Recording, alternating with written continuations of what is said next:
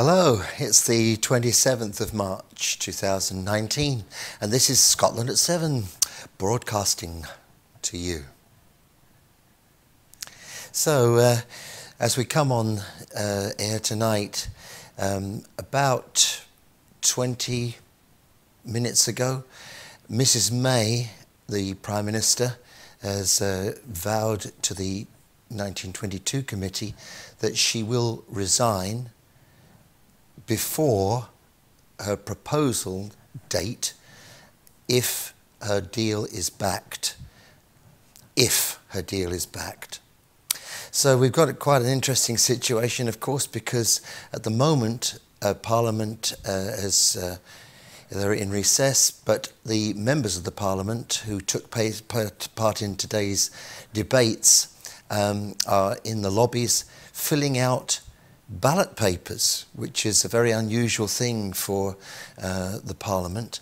And the Speaker outlined quite an intricate way of doing things.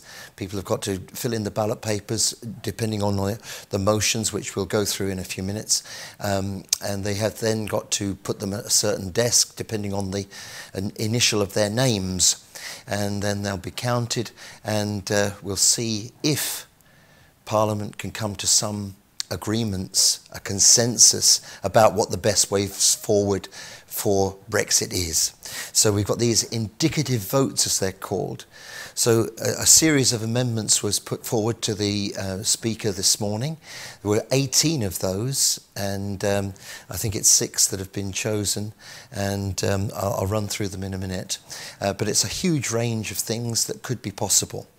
The government have said that they're not necessarily going to listen to what the people in I beg your pardon, it was 8 amendments, but the Parliament have debated all day, and there have been questions asked because the government said that they are not obliged to listen to anything that this debate comes forward on, but we will see. Anyway, so the background to this, of course, is that the Parliament must pass Mrs. May's deal to get an extension until the 22nd of May. That's what the European Union have said, and they've changed the law in order to allow that to happen. And but if they have not passed Mrs. May's deal this week, then we've got a date of the 12th of April, and something new must be proposed to the European Union by that date, or we leave then. And if we leave then, it's a no-deal Brexit, and everything stops between us and the EU as it's been for the last 40-odd years. So it would be quite fascinating to find out. There's been quite a few things said in the European Parliament today, and Donald Tusk has urged the European Parliament not to abandon the 1 million people who marched through London, nor the 6 million or so people who've signed the petition to get Parliament to vote on the revocation of Article 50. And I can look at this now, and there's 5,888,514 signatures, and that's just gone up to another 532 signatures, just as I'm talking to you now. So in the meantime, we'll come to the actual motions in a moment. But in the meantime, our Scottish Parliament have had a debate today too. And this was led by the Green Party. And I'll read you part of the press release I've got here. Speaking after the Scottish Parliament debate led by the Green Party, asking the Chamber to revoke Article 50, External Affairs Secretary Fiona Hislop said, "People in Scotland should not be taken out of the EU against their will, and it is unacceptable for the UK government to continually ignore the clear wishes of the Scottish Parliament." Today, the Parliament voted decisively to revoke the Article 50 EU withdrawal process if if the time to hold a new referendum on EU membership is not secured. So that's in the Holyrood Parliament. It continues in the line with people of Scotland. The Scottish Government's position has always been to remain in the EU, and that can be done by holding a referendum with Remain on the ballot paper or revoking Article 50. So this is something that's happened in our Holyrood Parliament today. The Scottish Parliament has said that Brexit should be stopped by revoking Article 50 if there's not time to hold a people's vote with the option to remain in the EU. The call from Holyrood comes just hours before the MPs in Westminster will vote on a range of possible Brexit outcomes or so-called indicative votes. The Scottish Greens motion, which won support from the SNP and Labour MSPs, is also commended the near 6 million people who have signed the UK Parliament petition to revoke Article 50 and calls for the UK government to stop ignoring the views of Scotland and the Scottish Parliament. The Greens parliamentary leader, Patrick Harvie, who moved the motion, said Scotland voted overwhelmingly to remain in the European Union, but the Prime Minister refused to reach out to find consensus, so increasingly she has had to pin her hopes on persuading a reckless rabble of hard right Brexiteers. So that's been going on in Scotland here today, and now let's turn our attentions to what's going on down in Westminster. So if you've only just joined, they're in the lobbies at the moment, the MPs who've been debating all day, and they're making their ticks and crosses upon the ballot papers which they've been given, unusual for the Westminster Parliament. So the motions relating to the United Kingdom's withdrawal and future relationship with the European Union. The first of the motions, which was picked by John Bercow today, was this. It was put forward by Mr. John Barron, and it's quite a simple, just one-line thing. It says that this House agrees that the UK shall leave the European Union on 12th of April without a deal. Quite simply, this motion by Mr. John Barron says we'll just go for a hard Brexit and we'll end everything on the 12th of April. So the next of the amendments is by Nick Bowles, and it's got several parts to it, A to E. The first bit says that this House directs Her Majesty's Government to renegotiate the framework for the future relationship laid before the House on Monday the 11th of March 2019. With the title Political Declaration setting out the framework for the future relationship between the European Union and the United Kingdom, to provide that on the conclusion of the implementation period and no later than the 31st of December 2020, the United Kingdom shall A, accede to the European Free Trade Association, EFTA, having negotiated or sorry, I can't see the word, from the Article 56 and of EFTA agreement to allow the UK participation in a comprehensive customs and arrangement with the European Union. So some people call that Common Market 2. So the B part of this is to enter the EFTA pillar of the European Economic Area and thereby render operational the United Kingdom's continuing status as a party to the European Economic Area Agreement and continuing participation in the single market. C, entering a comprehensive customs arrangement, including a common external tariff, at least until alternative arrangements that maintain frictionless trade with the European Union and no hard border on the island of Ireland have been agreed with the European Union. D is conclude an agreement with the European Union with which, in accordance with Article 2 of the Protocol on Ireland, Northern Ireland, of the Withdrawal Agreement, supersedes the Protocol on Ireland, Northern Ireland in full. And B and E, develop and bring to this House proposals for a full and fair enforcement of the rule that EEA migrants must be genuinely seeking work and have sufficient resources not to become a burden on the UK's social assistance system, in accordance with Immigration European Economic Area Regulations 2016. Heavens, we need a break from all that now, don't we? Because there's just so much. So they're the first.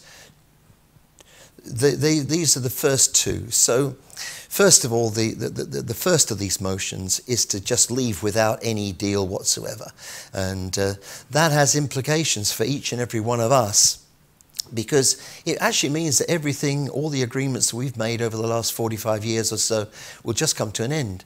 And I don't know if you understand the implications of that, but it means that all the agreements for flying aeroplanes, using the European tunnel, all the goods that come in and out of our country to go, it all stops on the 12th of April.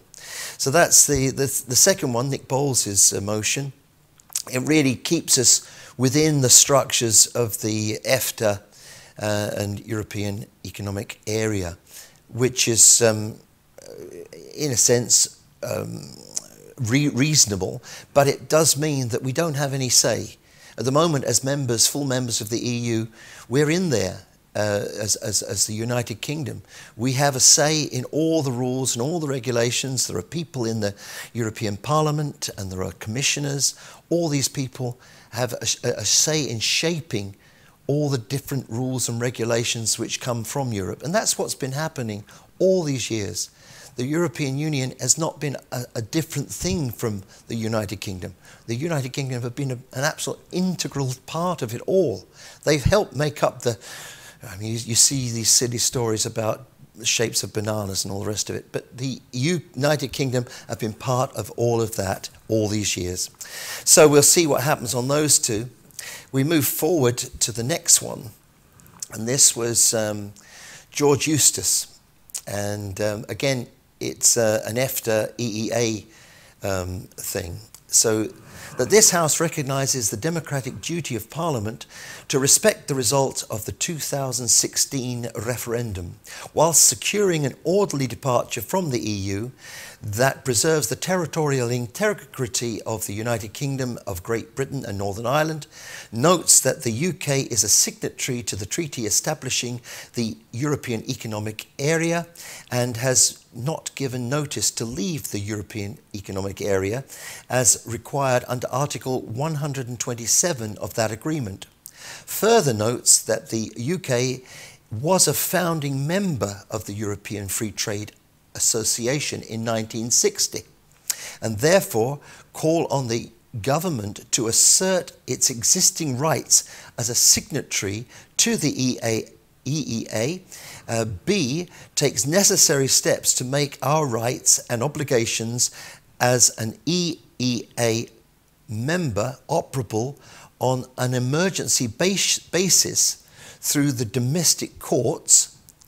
C, to apply to rejoin the EFTA, the European Free Trade Association, at the earliest opportunity and make the EAA agreement operable on a sustainable basis.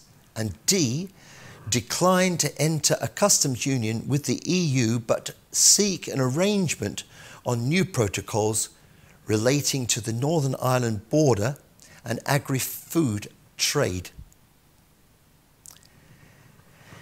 So it's kind of, we often talk about the Norway thing, but this is kind of a Norway plus. It's quite a complicated issue, I think. So to move on to Kenneth Clarke, who is obviously a Remainer, as they call people, who would like to stay within the European Union. And he is the father of the house, person who's been there the longest. And, you know, if you look back into his background, he did want to be the leader of the Conservative Party quite some time ago, but he didn't get that job. But this a motion put forward by Kenneth Clarke says that this House instructs the government to ensure that any withdrawal agreement and political declaration negotiated with the EU must include, as a minimum, a commitment to negotiate a permanent and comprehensive UK-wide customs union with the EU.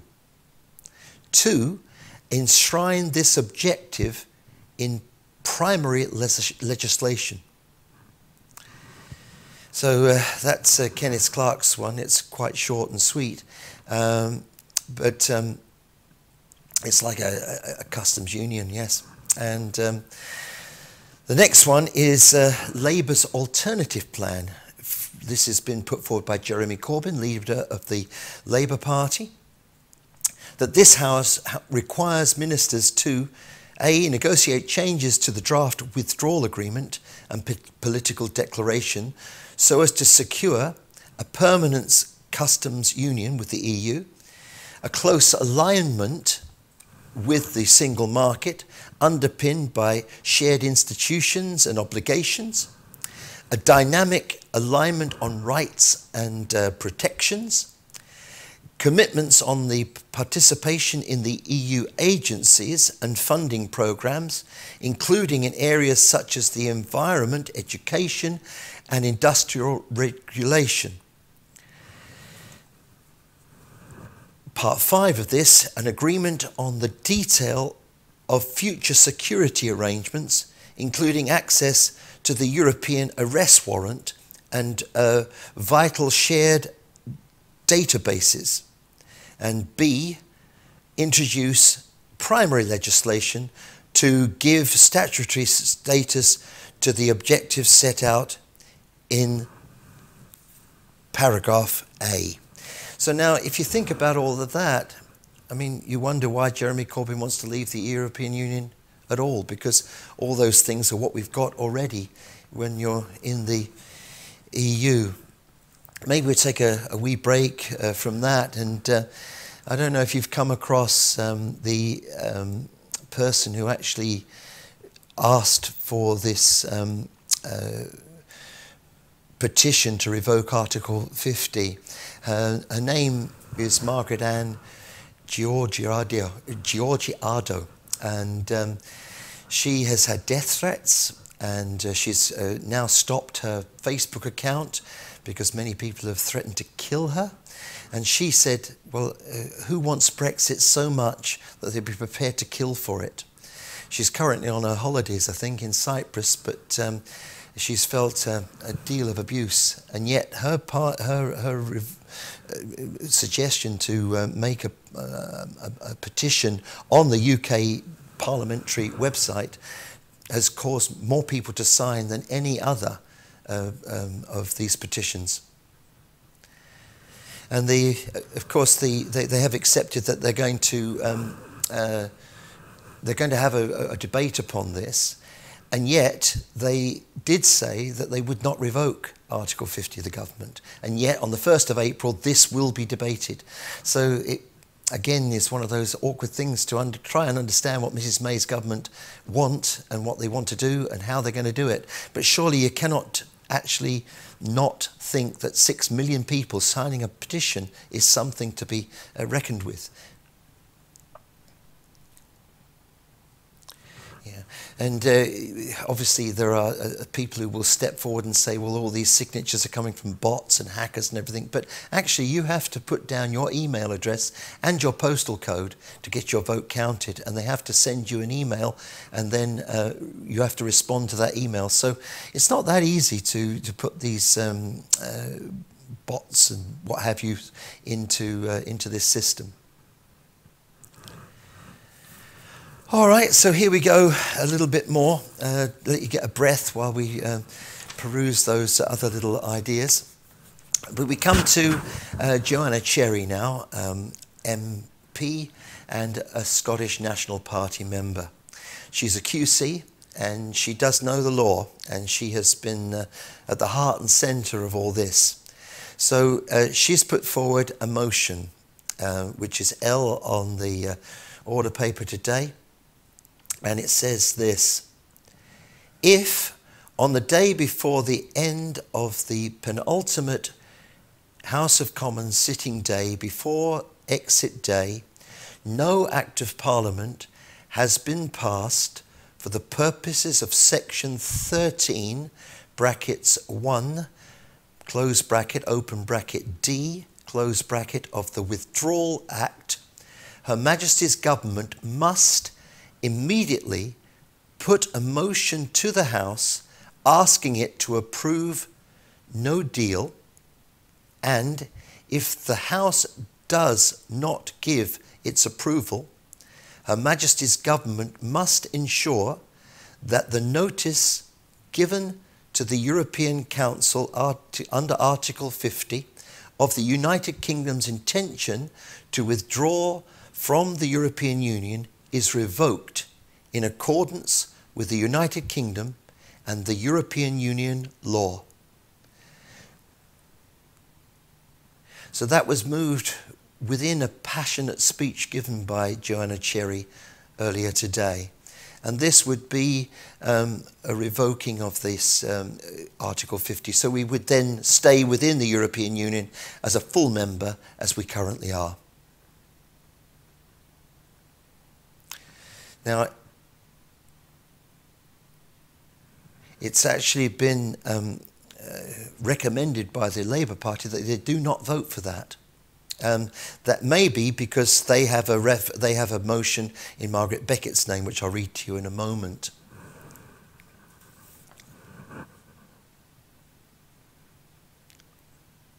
So the Labour Party are asking their members just to abstain on that.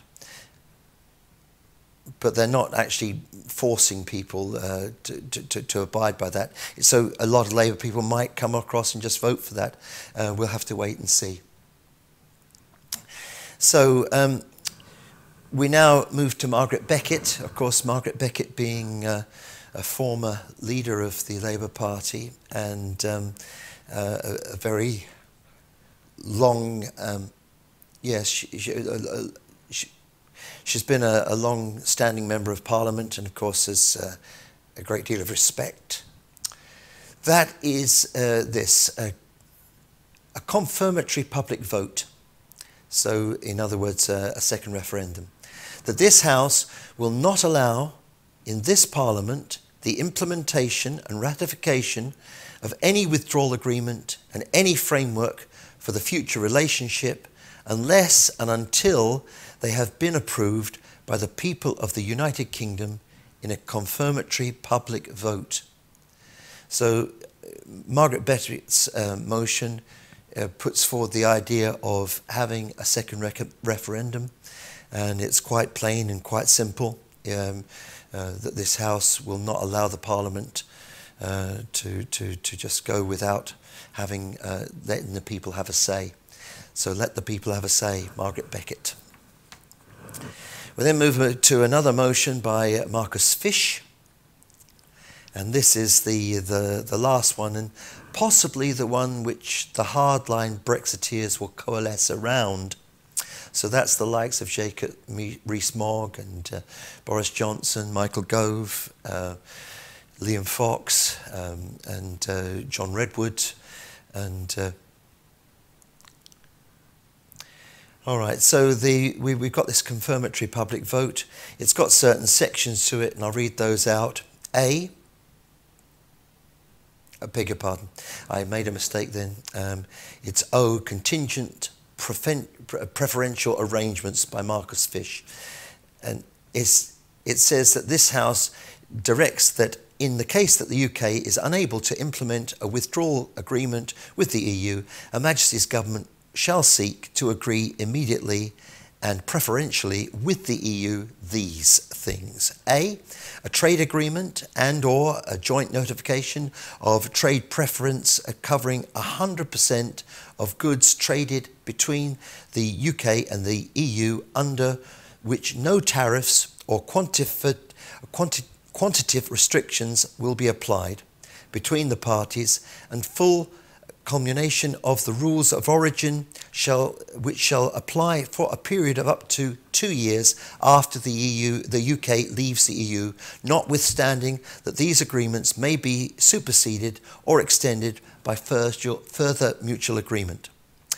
B, a standstill period of mutual recognition of standards and conformity assessment for up to 2 years, in which the UK will ensure compliance with the UK with the EU legislative equatus as adopted in retained EU law under the EU Withdrawal Act on the day that the EU leaves the EU, notwithstanding that these arrangements may be superseded or extended by further mutual agreement. 2 more parts. C, a customs arrangement consisting of advanced trade facilitation measures that enables and makes full and widespread use of simplified and subsidized procedures to perform customs and regulatory declarations and associated control processes away from the UK and EU borders. Now, this is something that is in the realms of the future, maybe. Other people might say it's in the realms of unicorns, because this is stuff that we haven't invented yet. So here's the last part of this. D, make provision for the payment of sums to the European Union in amounts equivalent to the UK's current net annual financial contributions to the EU for up to 2 years in respect of the above arrangements and agreements. I'm not actually sure what to make of all that. But some people might be, well, take your finger, lick it and put it in the air and see how cold it gets. Who knows? I don't know. And that's something I've said to you quite a few times in the last few days. Who knows? Well, we don't know. But the people in the Parliament, the members of Parliament who took part in the debates today, are in the lobbies currently. They are ticking their ballot papers, and we shall await with bated breath to see which of these motions are going to be the most popular, or indeed thrown out. So no deal. We could have a common market thing in the way that you see, that's one of the things, isn't it? It's been that people joined a common market, and then we were pushed into a European Union. And but we did join it. We voted for it. We had referendums, and it's the next one was we've enjoyed benefits of the social chapters and all these things that have protected our rights, and then we became citizens of the European Union, which is something that many people are proud of. Yeah, and before that, we were the subjects of the United Kingdom. We're citizens of the European Union, and we're giving that away now. Okay, so people are coming back into Parliament, and maybe it gives you a chance to look at Parliament rather than my pretty face. Depending on how you feel about that. Oh, there's John Berco's pretty face. I must now call the Minister to move motion number 4 on exiting the European Union. Minister Robin Walker. Not moved, Mr. Speaker. I beg to move that the draft European Union Withdrawal Act 2018 Exit Day Amendment Regulations 2019, which were laid before this House on the 25th of March, be approved. First, may I express my gratitude to the Joint Committee for Statutory Instruments on their report today. I do, of course, regret the necessity of having to bring forward this instrument, and would prefer that we were leaving the EU with a deal at the end of this week. I have voted on 2 occasions for that outcome, but I know that the House has not. The Chancellor of the Duchy of Lancaster made clear in the debate on the 14th of March that the Government would accept the will of the House and seek an extension if that is what Parliament voted for. Parliament then voted by 412 to 202 to approve a motion to seek to extend Article 50. An extension has therefore been agreed with the EU, and the Government is now committed to implementing it in domestic law. As the House... I will give way. Well, really. The operative paragraph of the explanatory notes that accompany the SI say the following: that if the House of Commons approves the withdrawal agreement by 11 p.m. on the 29th of March 2019, the so-called relevant time, if it does it by then, right, then if the House does not give such approval by the relevant time, the treaties would instead cease to apply at the earlier date of 11 p.m. on the 12th of April 2019. Very good. So, thank you, that's very kind. I'll do my best, Ed. Thanks, mate. You're doing well. Great, I'll carry on then. Is this a speech? So, the government were meant to lay a commencement order in order to allow us to leave, which they, as I understand, they never laid. I don't think they were ever going to. But does this SI now have the effect that the commencement order would have had? So, in other words, if we approve the SI and we have not approved the meaningful vote, would we then leave at 11 p.m. on the 11th of April without the need for a separate commencement order? I think the Minister understands the question. I do think I understand my honourable friend's question. I think the answer is that a commencement order would have to be laid before the point at which we left, whatever that leaving date was. And so I don't think it is necessarily directly relevant to the debate on this SI, because this SI does not set the date at which we leave the European Union. This SI reflects the date that is agreed in international law. And as the House will be aware, I will come back in a moment, if I can just make a little progress. As the House will be aware, the decision adopted by the European Council, agreed to by the UK, provides for two possible durations, as my honourable friend has just pointed out. Should the House approve the negotiated withdrawal agreement this week, the extension would last until the 22nd of May. If the House did not approve the withdrawal agreement, the extension will last until the 12th of April. I said I'd give way to my honourable friend. What would be the effect if this House rejected the SI tonight? Because we're told constantly that international law always trumps domestic law. So what would be the effect? And in fact, is there any point in either voting for this motion or against this motion? Because it really has no effect at all. International law will always trump what we do, and parliamentary democracy in that sense is inferior to international law. Is that correct? Minister. My honourable friend makes an important point, but I think there is a profound effect in rejecting this SI, which I will come to later in my speech, because I think it is important that if we were to reject this SI, it would leave the UK statute book in a mess. I don't think that is, therefore, a good course of action. I'm happy to give way to the honourable gentleman once. I thank the Minister for giving way. He said a moment ago if the House were to pass the withdrawal agreement by this week. We've obviously heard Mr Speaker's ruling earlier on, and there are rumours abounding that the Government intend to introduce the withdrawal and implementation bill on Friday. Could the Minister confirm whether that is correct, and whether it would have any provisions to alter Section 13 of the EU Withdrawal Act, of course intimately tied up with this SI? Minister. It would be a matter for the leader of the House to announce business and not for me. I mean, what I will say is I heard, and I'm sure the whole government heard, the Speaker's ruling. We take careful note of what the Speaker says, and of course we will act with due respect to that. But I do hope that this House has the opportunity to consider the only withdrawal agreement that has been negotiated and agreed to by the EU.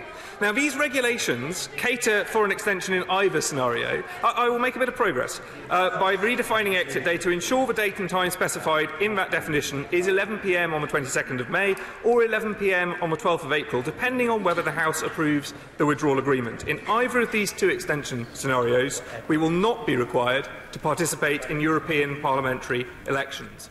This is a vitally important... So it's very, very complicated, and this just shows you how complicated it is, because this motion they're talking about now is before all the ones we've been talking about for the last 20 minutes or however long it was.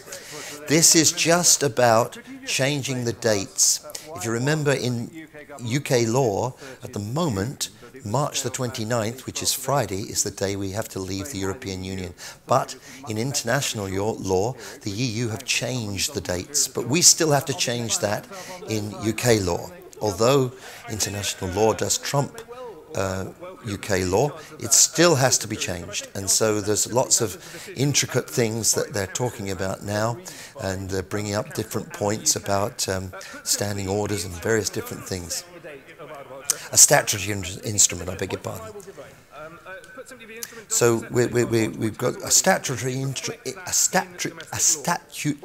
instrument which will alter the dates on which we can leave the European Union.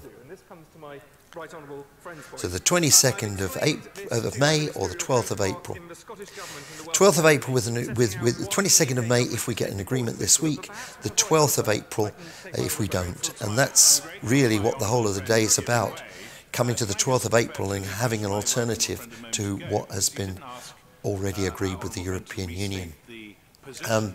For those who might have just joined us, Mrs May has said that she will give up the post of Prime Minister sooner than she wanted to, if the people will get behind her agreement and vote for it this week.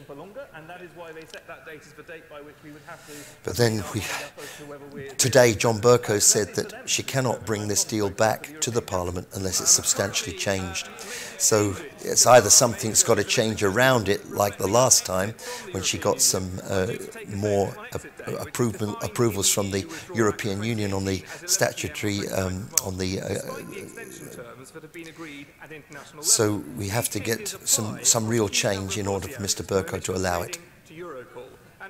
We're going to go back to the speech for a moment, just listen to a bit of that. The European Union. All of these changes are due to take place on exit day, and this definition has effect across the whole UK statute book. Now that an extension to Article 50 has been agreed in EU and international law, we need to amend this date to reflect the new point at which the EU treaties cease to apply.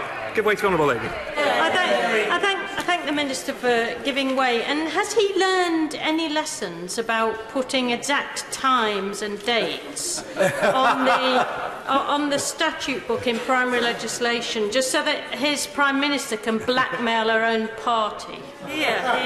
Minister! I think the Honourable Lady makes a political point which is not particularly appropriate for a debate on technical legislation. But this instrument has been laid under the EU Withdrawal Act to do just what I said. Section 20, subsection 4 of the Act contains a power to amend exit day through a statutory instrument.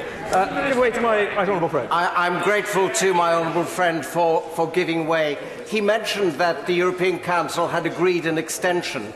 There was, of course, a resolution of this House to seek to agree an extension, which I would suggest amounts to an authority to negotiate.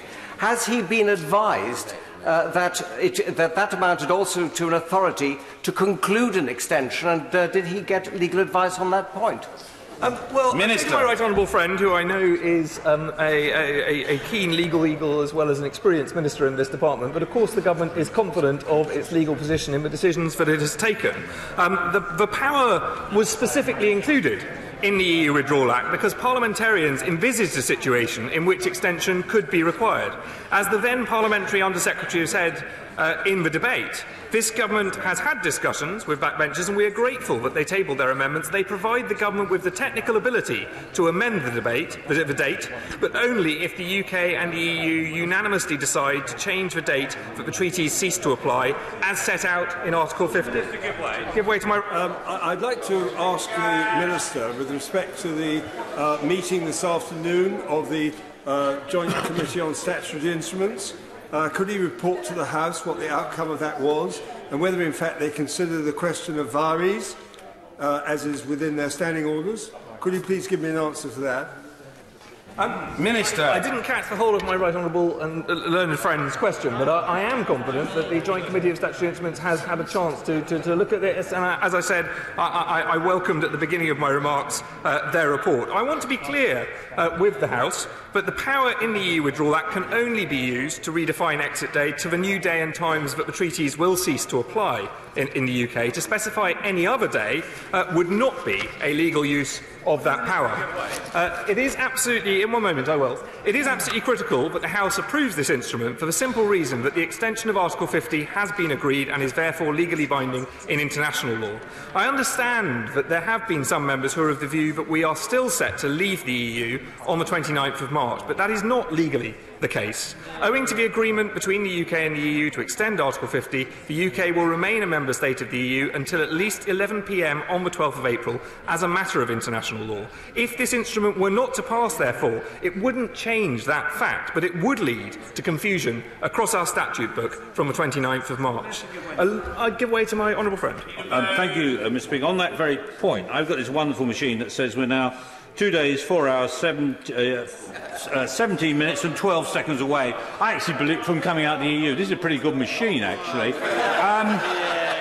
The truth of the matter, Minister, is it not that if we reject this SI tonight, and I hope we do by a big margin, we will have come out in domestic law and we'll be in breach of an international treaty for about 2 weeks. Isn't that the truth? And that's why you need to get this SI through. Minister. I simply do not share my honourable friend's understanding or view of the matter. I respect his point of view, but I'm afraid I think in terms of the legal facts he is not right. A large volume of EU exit legislation preparing the statute book for the moment EU law ceases to apply is due to enter into force automatically on exit day. Without this instrument being in place, there would be a clash in our domestic law whereby contradictory provisions would apply, both EU rules and the new UK rules simultaneously, and in some cases, new UK rules would replace EU rules prematurely. We estimate that tens of thousands of amendments to our domestic legislation will be made in the light of EU exit. These include changes which relate to the sharing of information, reporting requirements placed on businesses and public institutions. So here we are in the middle of a motion in the House of Parliament, and it's all to do with changing the dates of the exit of the UK from the European Union. Currently we're due to leave on the 29th of March, which is on Friday, but the EU have changed the date because they've offered us an extension. They've offered us an agreement. Now, what it says is this, that Mrs May's deal, the only deal that's on the table, if Parliament accept it and they vote for it, the European Union will allow an extension to the 22nd of May. If they do not vote for that this week, then the European Union have given us until the 12th of April to come up with some other idea. That would be something like another referendum, an election, something like that, that would cause a great big change in everything. So, but if nothing comes up, if nothing can be agreed, on the 12th of April, only a couple of weeks from now, we will leave the European Union. But the big one would be to revoke Article 50, which was Joanna Cherry's motion, which is in the indicative votes, which the Parliament, who've been debating today, have now voted on. They've got the ballot papers all ticked off, and they're being counted at this moment as we speak. So it is on a knife edge. The whole thing is on a knife edge. And if you watch and listen to these parliamentarians speaking now, you'll understand how very, very complicated this is. Just to agree on changing a date, which is already changed in international law, it's very, very difficult to get agreement. It may not be complicated, but getting people to agree is a very complicated issue. It isn't the sole point of this SI, of course, because this SI allows for two specific scenarios. But happy to give way. Can my honourable friend explain why his junior minister and the member for Spelthorne told this House on Friday at column 1377 that the Article 50 period will only be extended if the House votes for a statutory instrument to give effect to such an extension.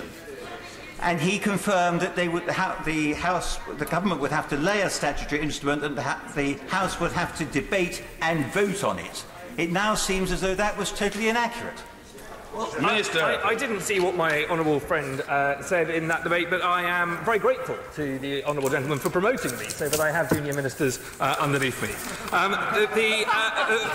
The question before us today is not a matter of whether the extension of Article 50 happens. The issue before us today is a separate question. Does the domestic statute book reflect this extension, without which there could be a confusing and unclear statute book with clashing provisions? If we are to resolve that clash, it is essential that the instrument being debated today is made before the 11 p.m. on the 29th of March, so that it can come into force ahead of that time. This will align exit day in UK law, I will in a moment, with the new day and time on which the EU treaties cease to apply to the United Kingdom in both EU and international law. Very happy to give way to my right honourable friend. Most grateful to my honourable friend. Can I just put it to him that it is exactly the way that this executive decision was approved by a minister without proper reference to Parliament, bringing back to this House not just international law, but law that is binding in our own law and binding on this Parliament. This is exactly this kind of decision-making and law-making that people voted against in the referendum. Absolutely. I'd say to my right honourable friend, I think he makes an important point, actually, and I think it's a point on which many of us could agree that this process reflects some of the issues that caused people to vote the way that they did. But I would also say to him that this House did vote for an extension, and it was in respecting the vote of this House that the government sought to negotiate one. But I am acutely aware of the huge amount of work undertaken by members across this House to scrutinise... point of order, Sir Christopher Chope. Mr. Speaker, the Minister made light of my intervention, in which I drew express attention of the House to what had been told to this House on Friday during the course of an urgent question by a Minister of the Crown from my honourable friend's department. If what was said then is wrong, then when are we going to get an official correction and apology from the government? Because certainly those of us who were in the House on Friday were gravely misled by what was said. Well, I'm very grateful to the honourable gentleman for his point of order. Obviously, I well remember the exchanges, and I'm aware of the particular interaction to which the honourable gentleman is referring. The normal principle applies.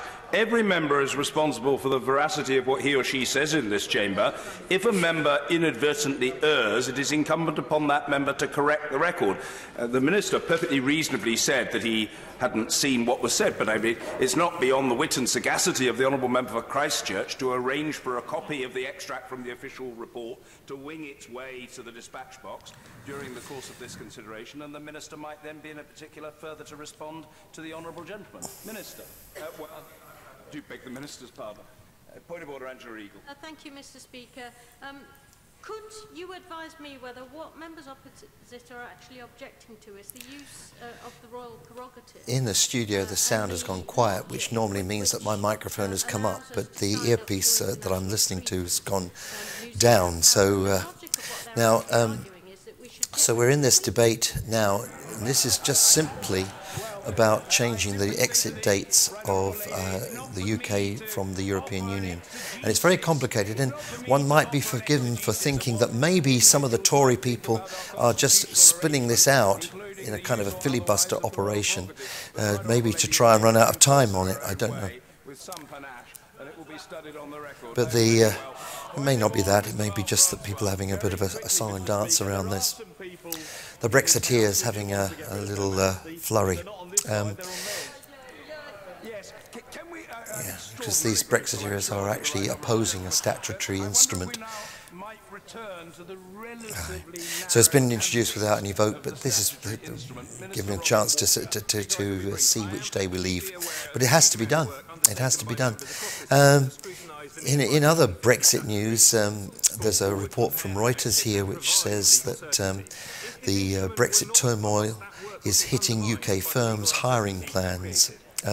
British companies have scaled back sharply their hiring investment plans amid the growing turmoil around Britain's exit from the European Union.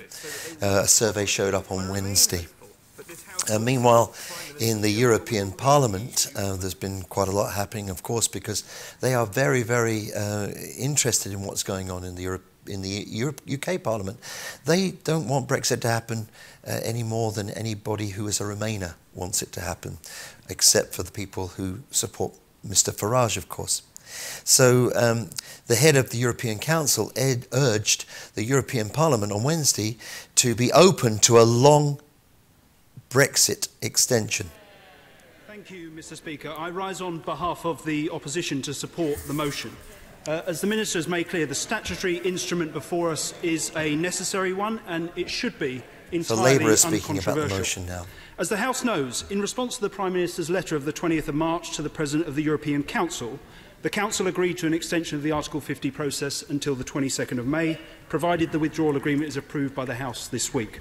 The Council further agreed that if the withdrawal agreement is not approved this week, an extension until the 12th of April would take place to allow for the UK to, and I quote, indicate a way forward for their consideration, something that we hope the preceding debate and votes will contribute to. On the 22nd of March, the UK's permanent representative to the EU, Sir Tim Barrow, wrote to the President of the Council to confirm agreement of the proposed extension arrangement under Article 50, subsection 3 of the Treaty on European Union. As such, Mr. Speaker, the extension of the Article 50 process till at least 12th of April will now happen as a matter of international law, and as the Minister said, it is legally binding in international law. This statutory instrument merely aligns exit day, as it is defined for the purposes of the EU Withdrawal Act, to the new dates that have been agreed. And it is entirely correct that it comes after agreement on extension was reached between the two parties. Indeed, the EU Withdrawal Act itself makes clear that this sequencing, that is to say that any new agreement between the parties as to when the treaties cease to apply to the UK, must precede any change to exit day for the purposes of the Act. And that is what is precisely required by the legislation. That is because Section 20, subsection 4 of the Act, provides that a Minister of the Crown may, by regulations, amend the definition of exit day to, and I quote, ensure that the day and time specified in the definition are the day and time that the treaties are to cease to apply to the United Kingdom. The operative word, Mr. Speaker, being are, not the day and time the government would be hoping the EU Council would agree to. The Labour Party are putting the Conservative Party to rights there because it's in international law, and this is just a confirmation of that, really. As was agreed at the time, the treaties an agreement between the European Union and the UK. So back to the European Parliament, Donald Tusk was speaking today, and he said this: "You cannot betray the 6 million people who signed the petition to revoke Article 50 and the 1 million people who marched for the people's vote, or the increasing majority of people who want to remain in the European Union," said Donald Tusk, who chairs the summits of the EU leaders. He told the Parliament of the European people today. Jean-Claude Juncker had something to say too. He told people that it was unclear how Brexit could unfold. "I told some of you that if you compare Great Britain to a sphinx, then the sphinx would seem to me to be an open book. We will see in due course of this week how the book will speak." So Guy Verhofstadt, he also had some things to say today, and he said that he believed that Britain would eventually return to the European Union. Scottish National Party's Alan Smith said that every party in Scotland except the Conservatives were united in the view that the best Brexit was no Brexit. Of course, the other side of the coin would be Nigel Farage, who urged the Parliament of the European Union not to extend Article 50. So the parliamentarians are still arguing about the date, the change in law to alter the date. But if you go back a few weeks ago now, and Damien Green's amendment, you might recall, we had a long programme a few weeks ago about various different things, and it was agreed then that nobody, well, not nobody, but the majority of the Parliament do not wish, the Westminster Parliament do not wish to leave the European Union without a deal. It was passed by a huge majority, that, and we have to see what's going to happen, because everything's up for play. Mrs May has agreed to resign sooner than she'd said. People are in the Parliament now talking about the change of the date of leaving the European Union. People in the European Union Parliament have said the best thing would be a no Brexit. No to a no Brexit. The best Brexit is saying no to a no Brexit. Gosh, doesn't it get confusing? Are you confused? I'm confused. Everybody's confused, and it's not surprising. And this little thing they're going on about now is just a formality, really. It should be, but like everything else in this soup that we have made, is proving to be very, very complex indeed. You know, if we do come out of the European Union without a deal, you can expect a deal of price increases. There's going to be problems with the mobile phone services if we travel abroad on our holidays. There's going to be rules and regulations for going in and out of the European Union just on your holiday. And tariffs will change. All the subsidies for farmers are going to change. The provisions of the data protection apparently will still continue to run. In short, Mr. Speaker, much to my delight, there is nothing that honourable and right honourable members opposite can do today to force the UK out of the EU. All the things that where we interact with Europe will change. Will have to be changed. Medicines, a no deal could seriously impact upon the NHS, both in UK and Scotland. Mark Carney said things about house prices plunging. Driving permits will be required. But these are all things that we can go into more detail maybe at a later stage. We're going to have another listen to the Labour Party talking about this just change of date of leaving the European Union. The first point I'd like to raise is regarding the Ministerial Code and the actions of the Prime Minister. It is quite clear under the Ministerial Code, and I'm glad to see the Attorney General is sitting here on the front bench, that the law officers must be consulted in good time before the government is committed to critical decisions involving legal considerations. Now, even if I was prepared to concede, which I'm not, that it follows that the law officers don't necessarily have to divulge their opinions, though actually he's been obliged to do so by a resolution of the House on the 4th of December in the past, the question is, as a matter of fact, which the Prime Minister today and 2 days ago has resolutely refused to answer me, did the Prime Minister consult the law officers as a matter of fact? I asked her and she refused twice times. The inference is that she did not. Is this not misleading the House? That is a question which worries me intensely.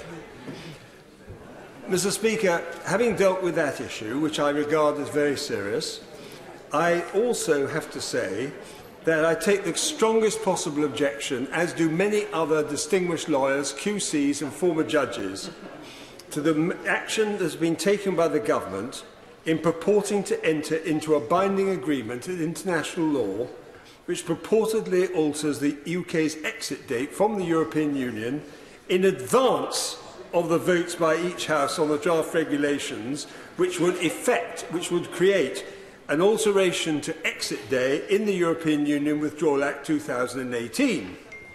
It has been suggested, Mr. Speaker, that the Act requires that the draft regulations can only be submitted to each House for an affirmative resolution once the date of exit has been altered at international level. This is simply not correct. The provision for approval by affirmative resolution is a freestanding provision in Schedule 7, paragraph 14, under which a draft instrument is to be submitted to the House.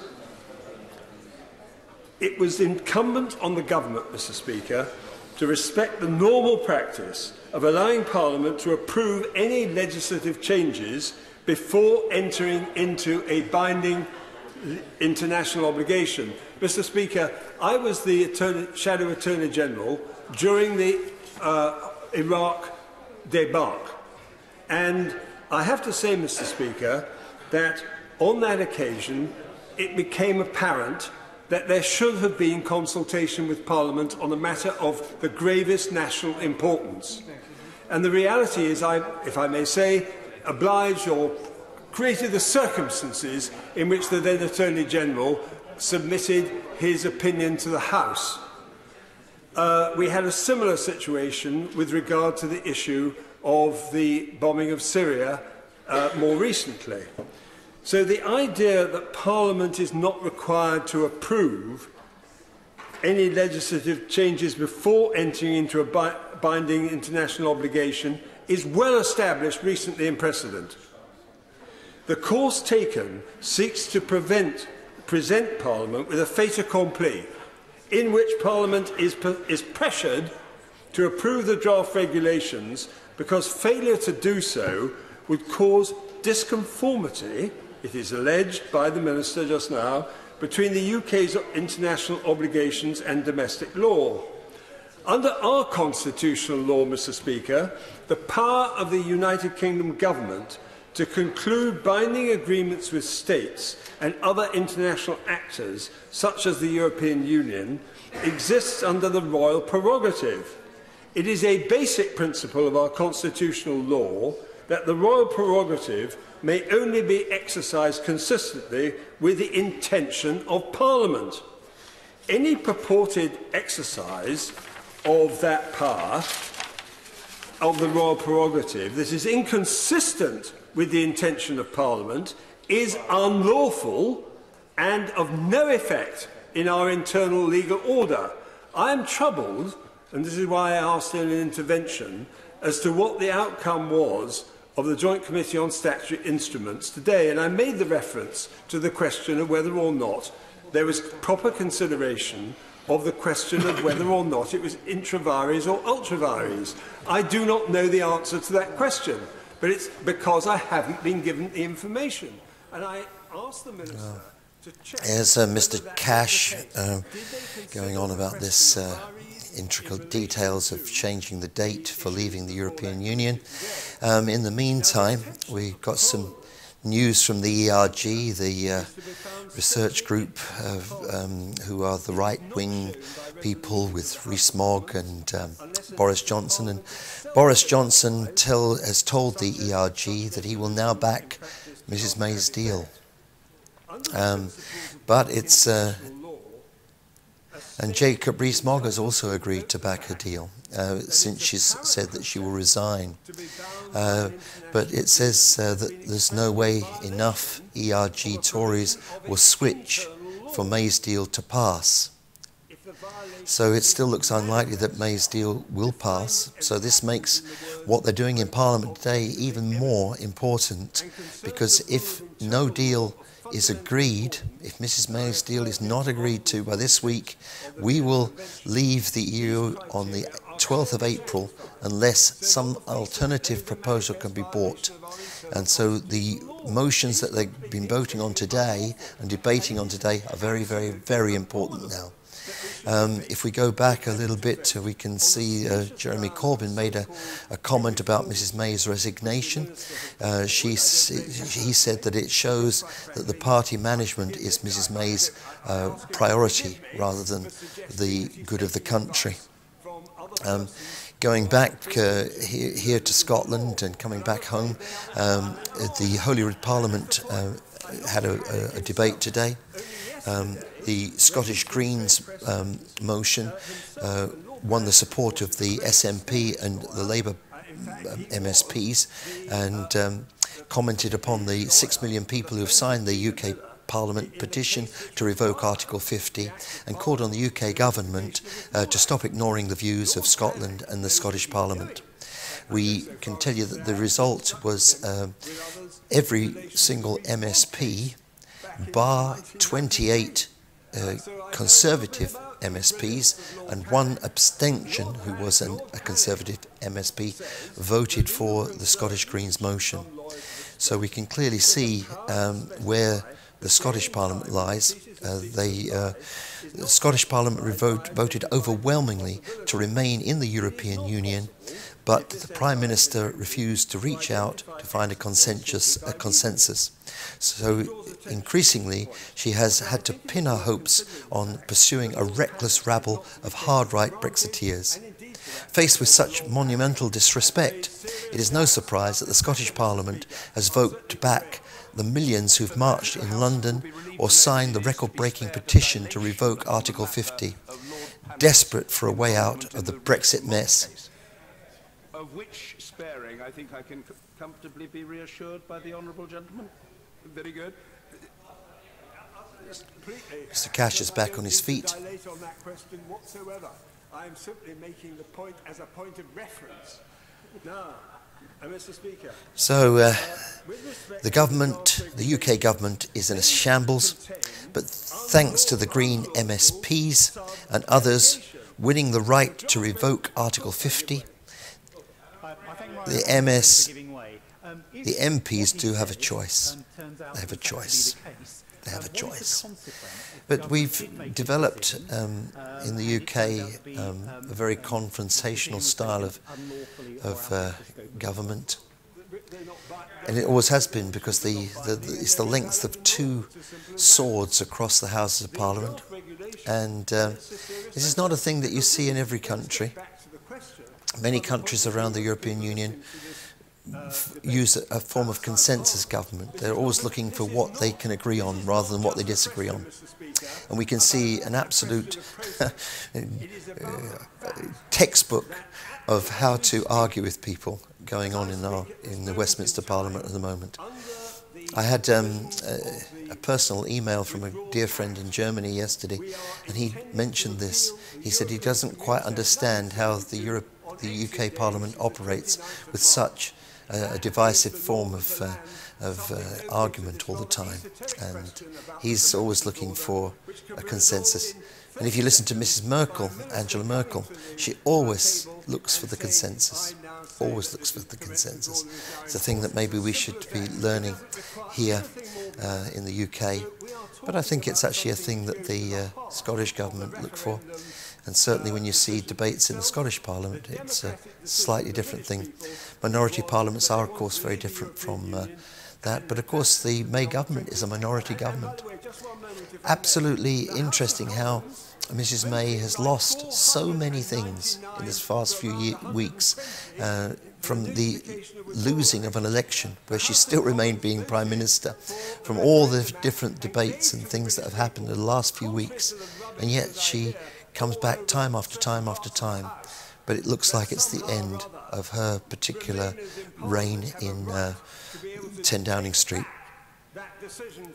We'll have to wait and see, but you see, if you think about what she said today, she's agreed to give up being Prime Minister at some unspecified date.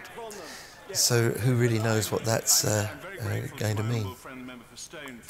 Anyway, the Tory ERG group, Mr. Rees-Mogg and Mr. Boris Johnson, have agreed to back Mrs. May's deal. It so happens that I've got a copy of the European Union Withdrawal Act with me, and I'll just see if anything else has happened.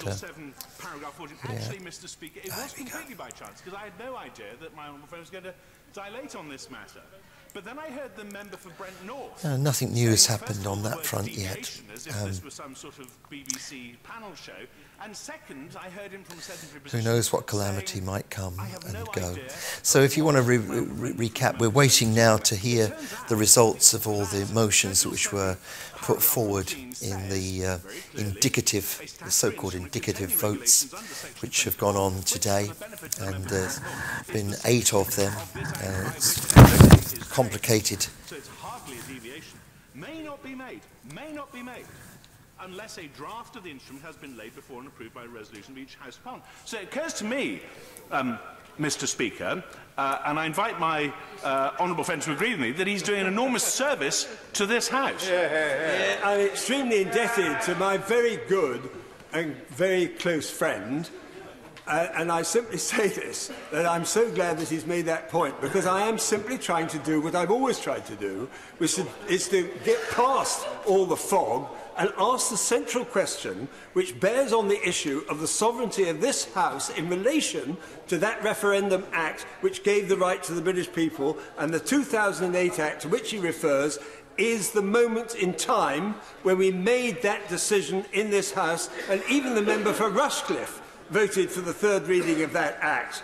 So this was a decision that was taken by this Parliament. So forget the fact that these indicative votes which are going on at the moment, which I regard as, as a parliamentary bag of licorice all sorts, is going through a process at the moment of some kind of obfuscation of the fundamental issues, because the draft regulations published yesterday, or a few days ago, are not in accordance with the 2001-8 Act, since they do not change exit day to a particular date.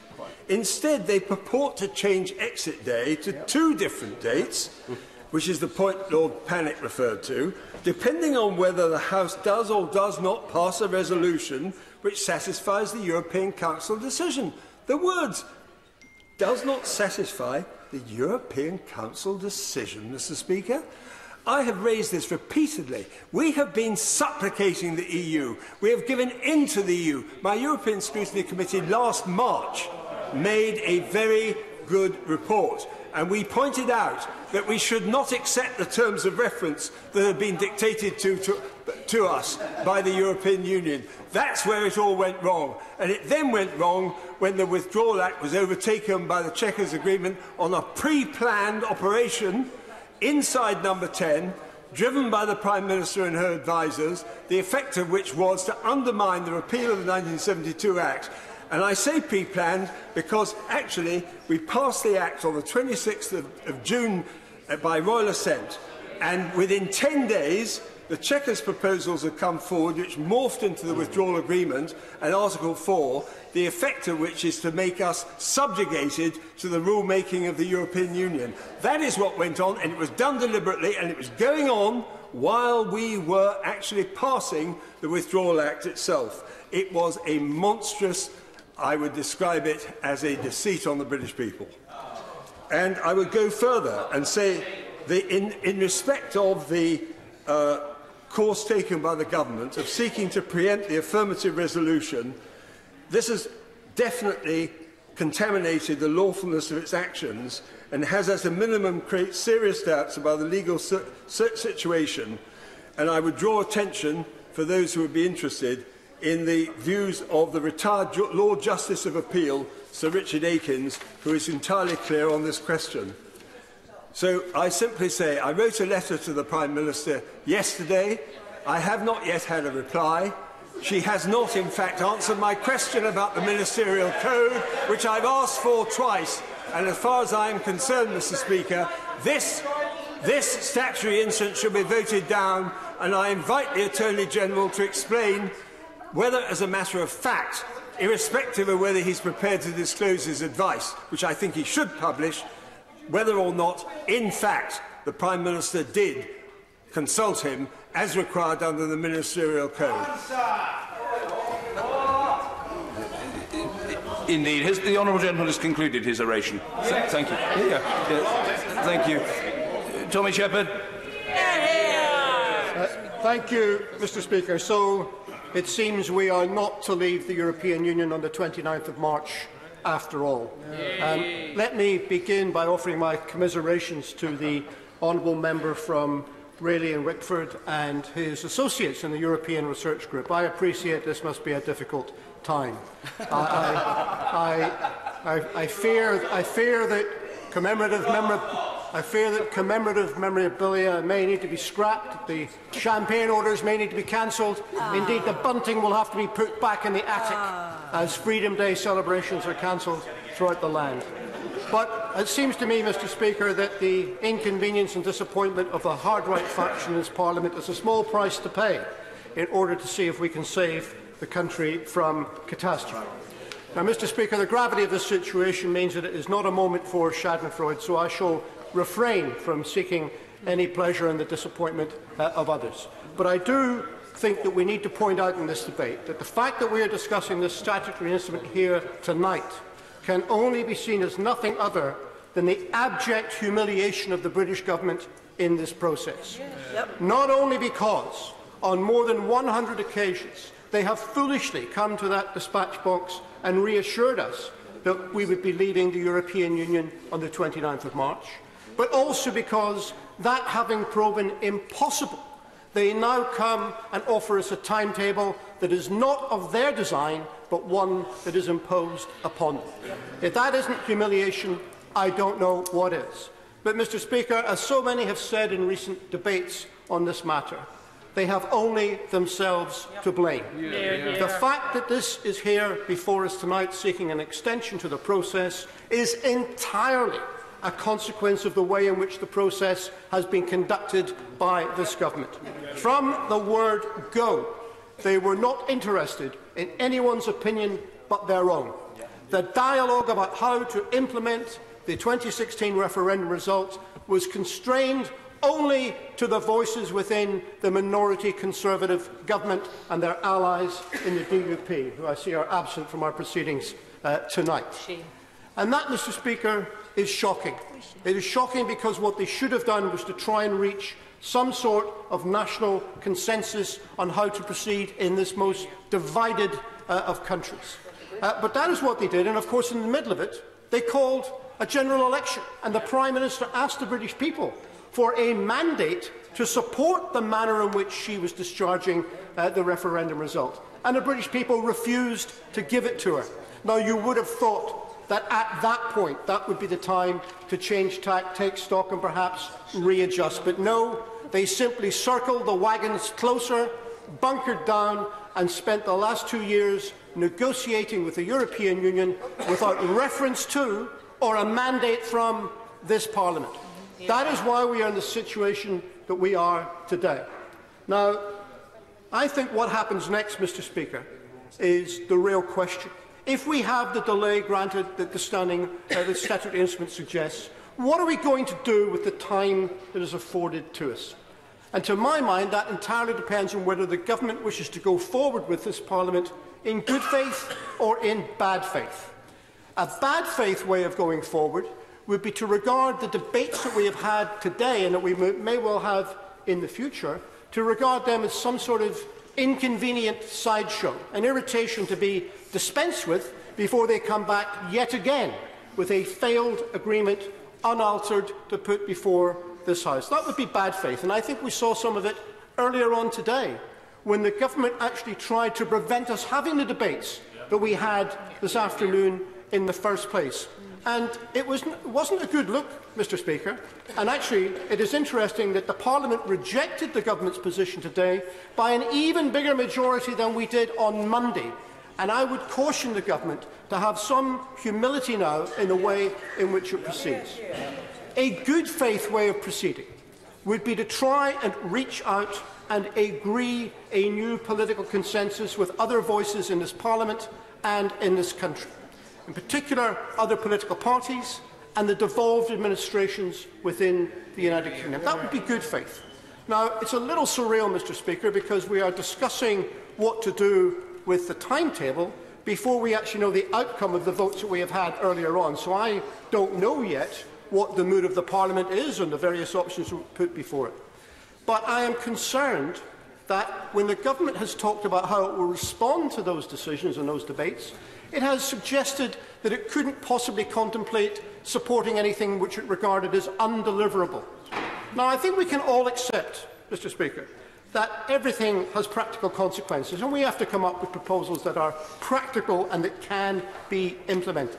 But I rather fear that the use of the word undeliverable in this context is simply meant to mean anything which conflicts with the draft withdrawal agreement they have with the European Union.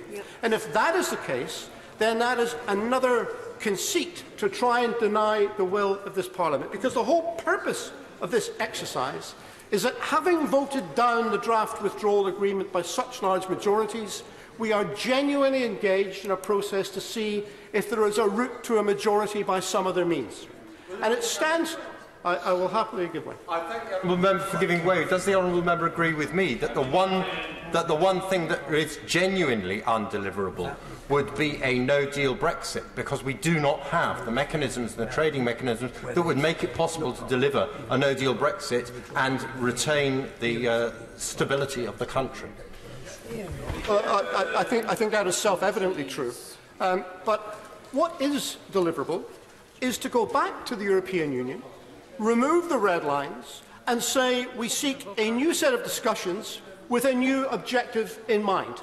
And my belief is that the European Union would respond warmly to any such approach in that nature. But I have to say that to those who are concerned now that we are caught into a process where the European Union itself is placing constraints on what we can or cannot do, our salvation is in our own hands, because all we need to do is to revoke the notice that we served under Article 50 of the Act, pause the situation, and then we can take control of the process ourselves, without constraint or qualification or conditions being set by the European Union or anyone else. And it would seem to me that that is a sensible move that the government ought to consider. It was, of course, an unpardonable folly to serve Article 50 in the first place without having the first clue about the direction that it was going to lead to, and which is why I and my colleagues at the time voted against it.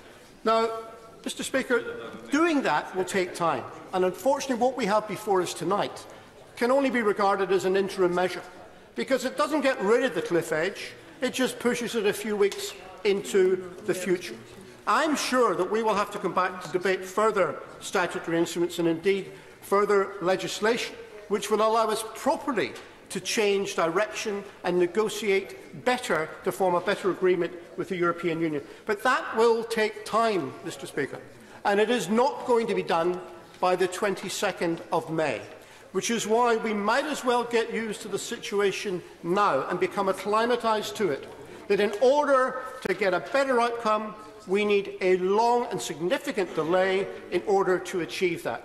And that, of course, means that we do need to prepare and get ready to fight European elections on the 23rd of May 2019. And I have to say, Mr. Speaker, I'm becoming alarmed at the fact that, and it seems to be the people who wish to deny the people of the United Kingdom any say on how negotiations have turned out, they are also seemingly terrified of the prospect of facing the electorate on the 23rd of May and asking them who they want to represent them in the European Union. I don't even understand how the government negotiated an agreement which provided us, for this country, to be not represented at all in the power structures of the European Union while a transitional period of up to 2 years was taking place. That is ridiculous. We may stay, we may leave the European Union, but for as long as we are there, people in the United Kingdom have an equal right to be represented in those structures, as do people in any of the other 27 member states. So I say we should acclimatise ourselves now to the idea of fighting these elections, and I say also it would be a good thing.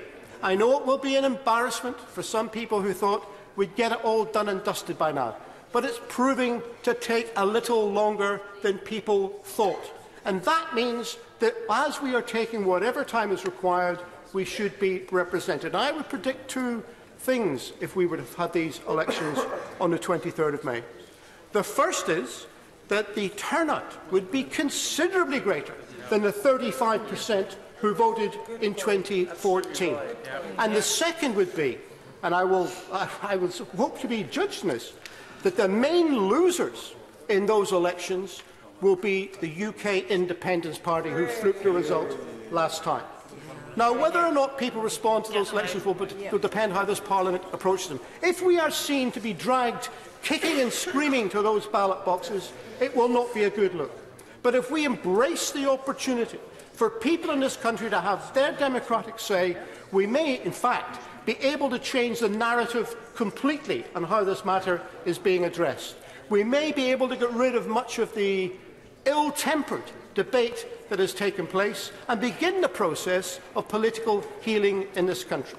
So, Mr. Speaker, that's why we will not offer any objection to this statutory instrument here tonight, but I say it is only one small step along a much longer road that we now need to take.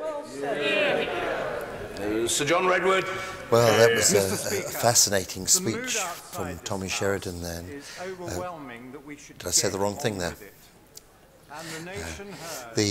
Absolutely sorry, I didn't mean to say Tommy Sheridan, because that's not Tommy Sheridan, that was Tommy Shepherd, and he's one of our wonderful Scottish MPs, and he made a very, very wonderful speech then, and suggested that we should embrace the new European elections as an opportunity to try and get us out of this particular situation.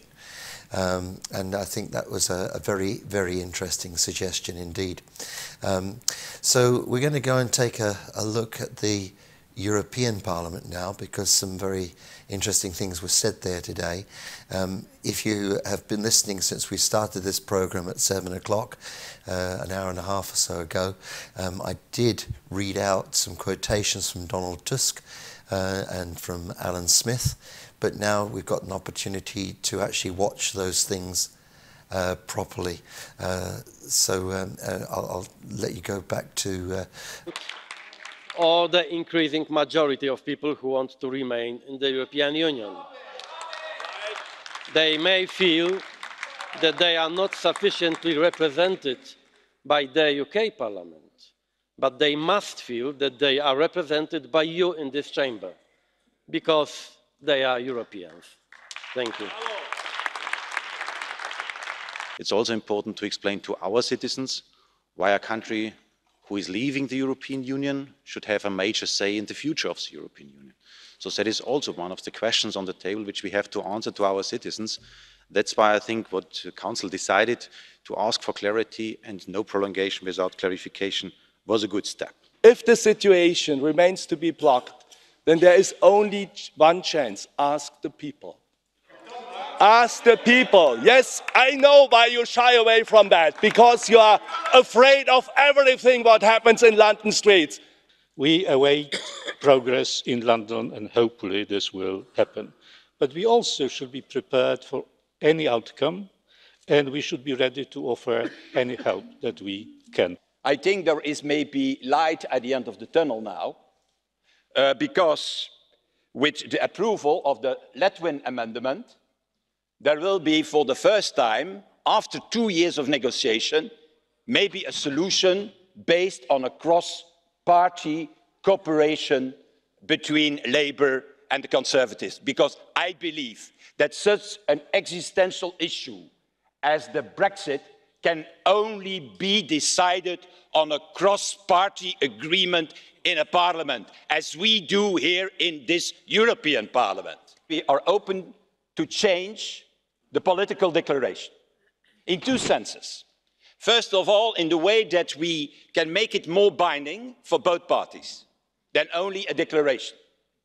And secondly, that we can put inside this political declaration a far more intense relationship between the EU and the UK than the relationship that is foreseen in the political declaration at this moment. But when Scotland, if we are removed from our family of nations against our will, against our clearly democratically expressed view, if we are removed against our will, independence will be our only route back. Siarcaleg, I'm not asking you to solve our domestic discussions. I am asking you to leave a light on so that we can find our way home. So there's Alan Smith asking the European Union to leave a light on for an independent Scotland to come back into the EU. If you understand the way that the European Union came about, at the end of the Second World War, the people were not wishing to have any more war on the continent of Europe. And maybe it was because the people in the United Kingdom weren't actually invaded and didn't suffer at the end of the Second World War in quite the same way as the people on the continent of Europe. I mean, after all, people starved in Holland. They started the European Union on that basis, and all of us, all your children, my children, have benefited by the fact that we've had no war on the continent of Europe for the last 70 years. So it was interesting to see how the Parliament operates on the European stage. It wasn't this get up and shout at everybody business that we have in the Westminster Parliament. And at the moment, as if you've been watching, we're seeing a situation where Brexiteers are unhappy because they can see that there's not a majority in Parliament for leaving without a deal. There's not a majority for, it seems to me that more people are coming around to the idea that it's probably not a good idea to leave the European Union. But these people want to leave the European Union. For what ends, I'm not sure. But this is the way it seems. And they seem to be trying to talk out the amount of time they've got for this particular debate. And all they're doing is to go over. They're going over and over the same ground, and this is a statutory instrument about just changing the date when the UK will leave the European Union. It's kind of like a filibustering operation, it seems, because there's 90 minutes for this debate, and they must come to some conclusion by the end of that 90 minutes. Not too much of it to go, but there are still some moments. Tommy Shepherd made a fantastic speech a little bit earlier on, and suggested we move on and try and draw people back together again by possibly using the forthcoming European elections to do that. If you remember, a few days ago, Ian Blackford said that the SNP have already decided on the candidates for that election. Maybe the other parties should get around that too. So Angela Eagle seems to be on her feet now in the Parliament down in Westminster. Maybe what she has to say is interesting. I hoped I would never see. Now, the Prime Minister is entirely responsible for getting all of us into the mess that we've seen develop over the last few months, as she's repeatedly, after putting a definite leaving date onto the face of the original Withdrawal Act, put off the vote and put off the vote on her withdrawal agreement because she wanted, I believe, to face this House with an unpalatable choice between her deal, which many on all sides of the House have serious problems with, and the catastrophe of no deal. Now, in a modern, mature Parliament, I believe that that kind of process and that kind of choice should never be allowed to face us.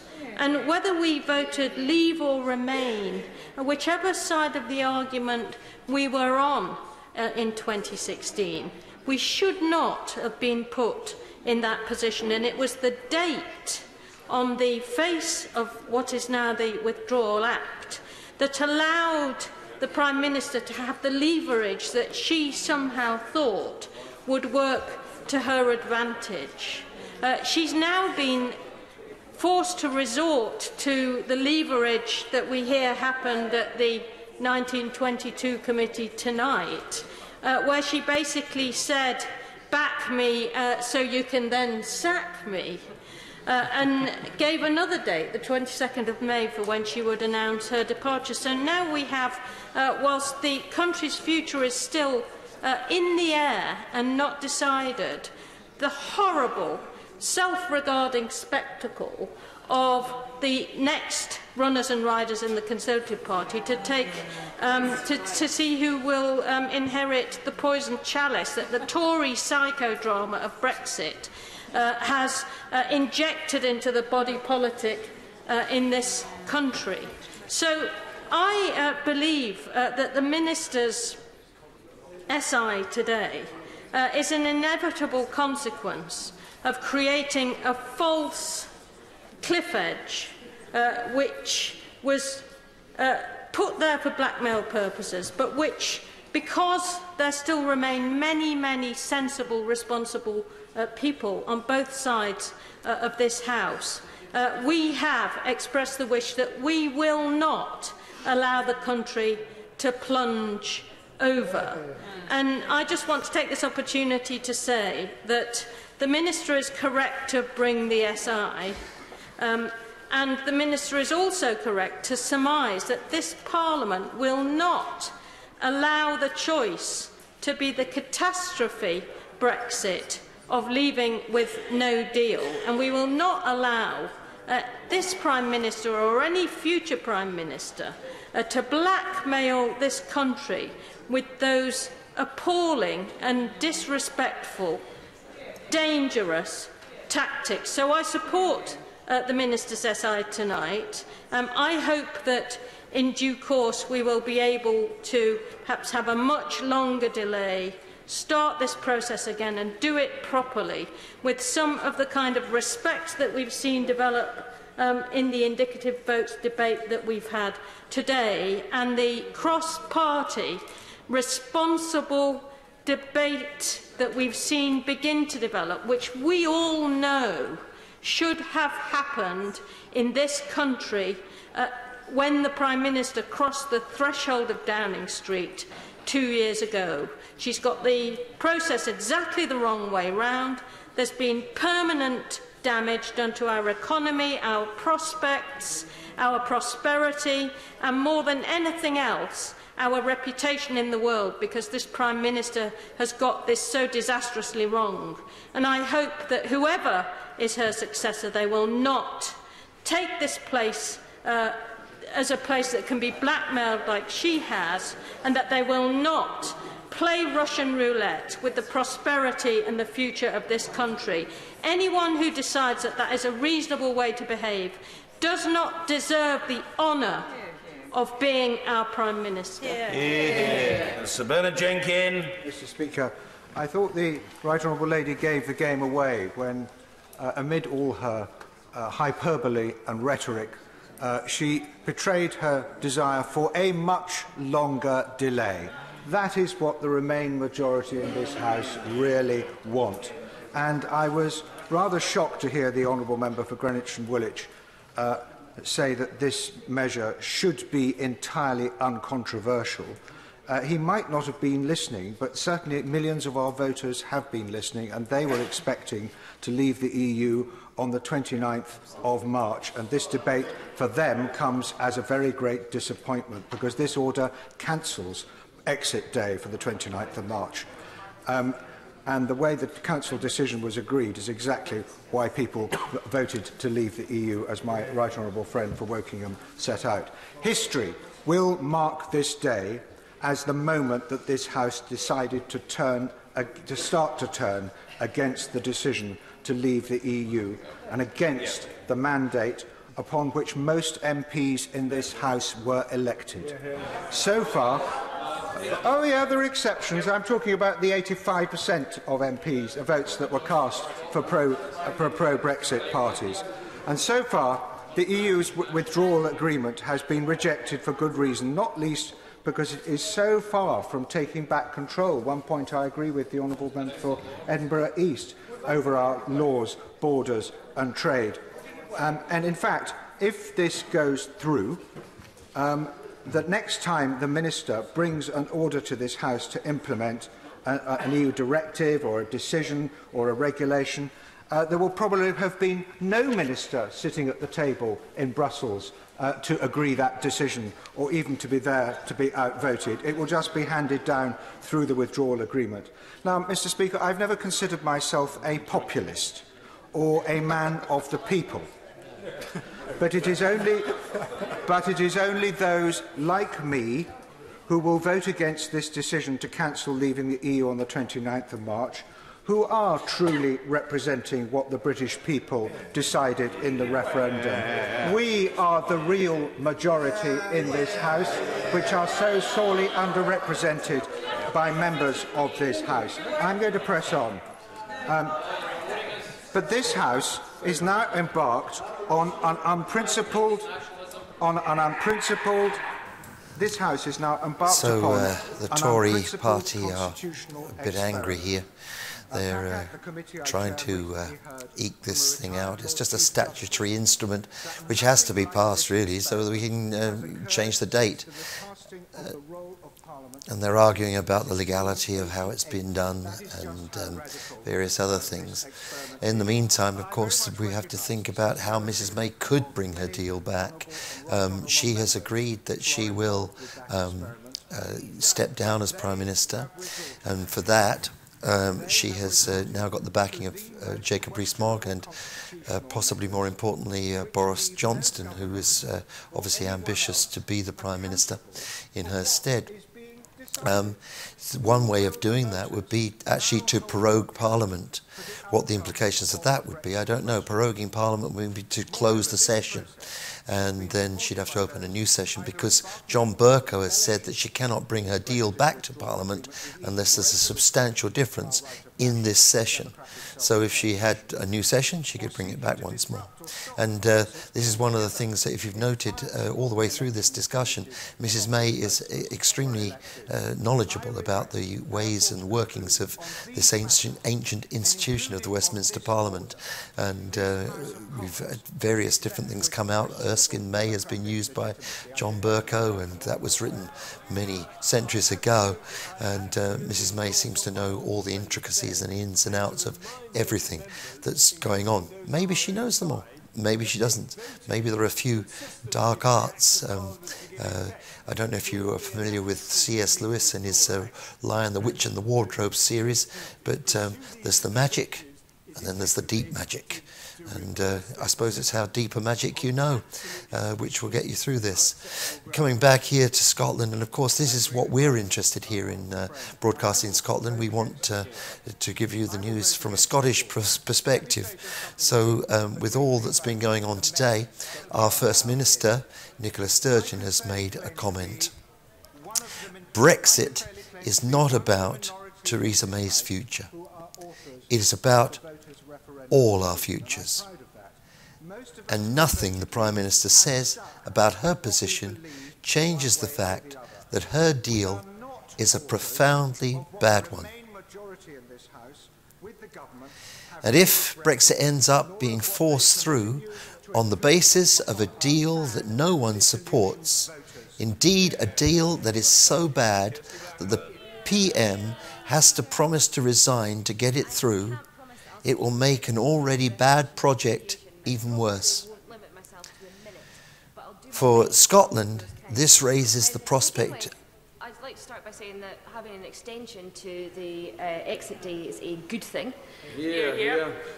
For a number of reasons, but the extension that has been asked for and the extension that we are discussing tonight is not the extension that we should be faced with. I want to look back at how we've got into this mess. Now, a number of people have mentioned the fact that people are expecting us to leave on the 29th of March. That is the expected date. When people voted in the June 2016 referendum, not one person mentioned the 29th of March 2019 as exit day, nor did they mention the 12th of April 2019 or the 22nd of May 2019.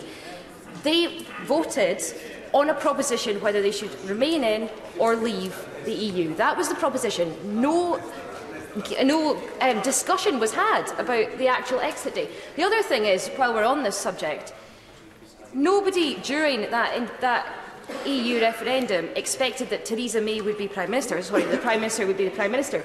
They did not expect that the deal that was presented before Parliament would be the deal, because this is not what was discussed during the course of the EU referendum. For anybody to say that this is the settled will of the UK people is absolutely wrong. Speaker, can I just remind the Honourable Lady that David Cameron said that if the referendum resulted us leaving, he would trigger Article 50 the day after. He did come, but he didn't do that. He actually resigned. one of the things about Article 50 is that it is a 2-year period with a possibility of extensions. Tabling Article 50 does not mean that you leave exactly 2 years after Article 50 is put in. There is a negotiation period, and anybody with any ounce of sense would, for a start, not trigger Article 50 until they were in a position where they could negotiate something that Parliament would agree with and that the people would agree with, but also would negotiate extensions on the basis of waiting until they are ready to leave before they actually leave. The lady for giving way.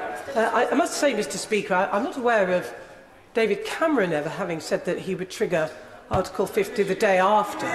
The honourable gentleman shouts from a sedentary position. I just said I'm not aware of it. I'm certainly aware that the Leader of the Opposition said that.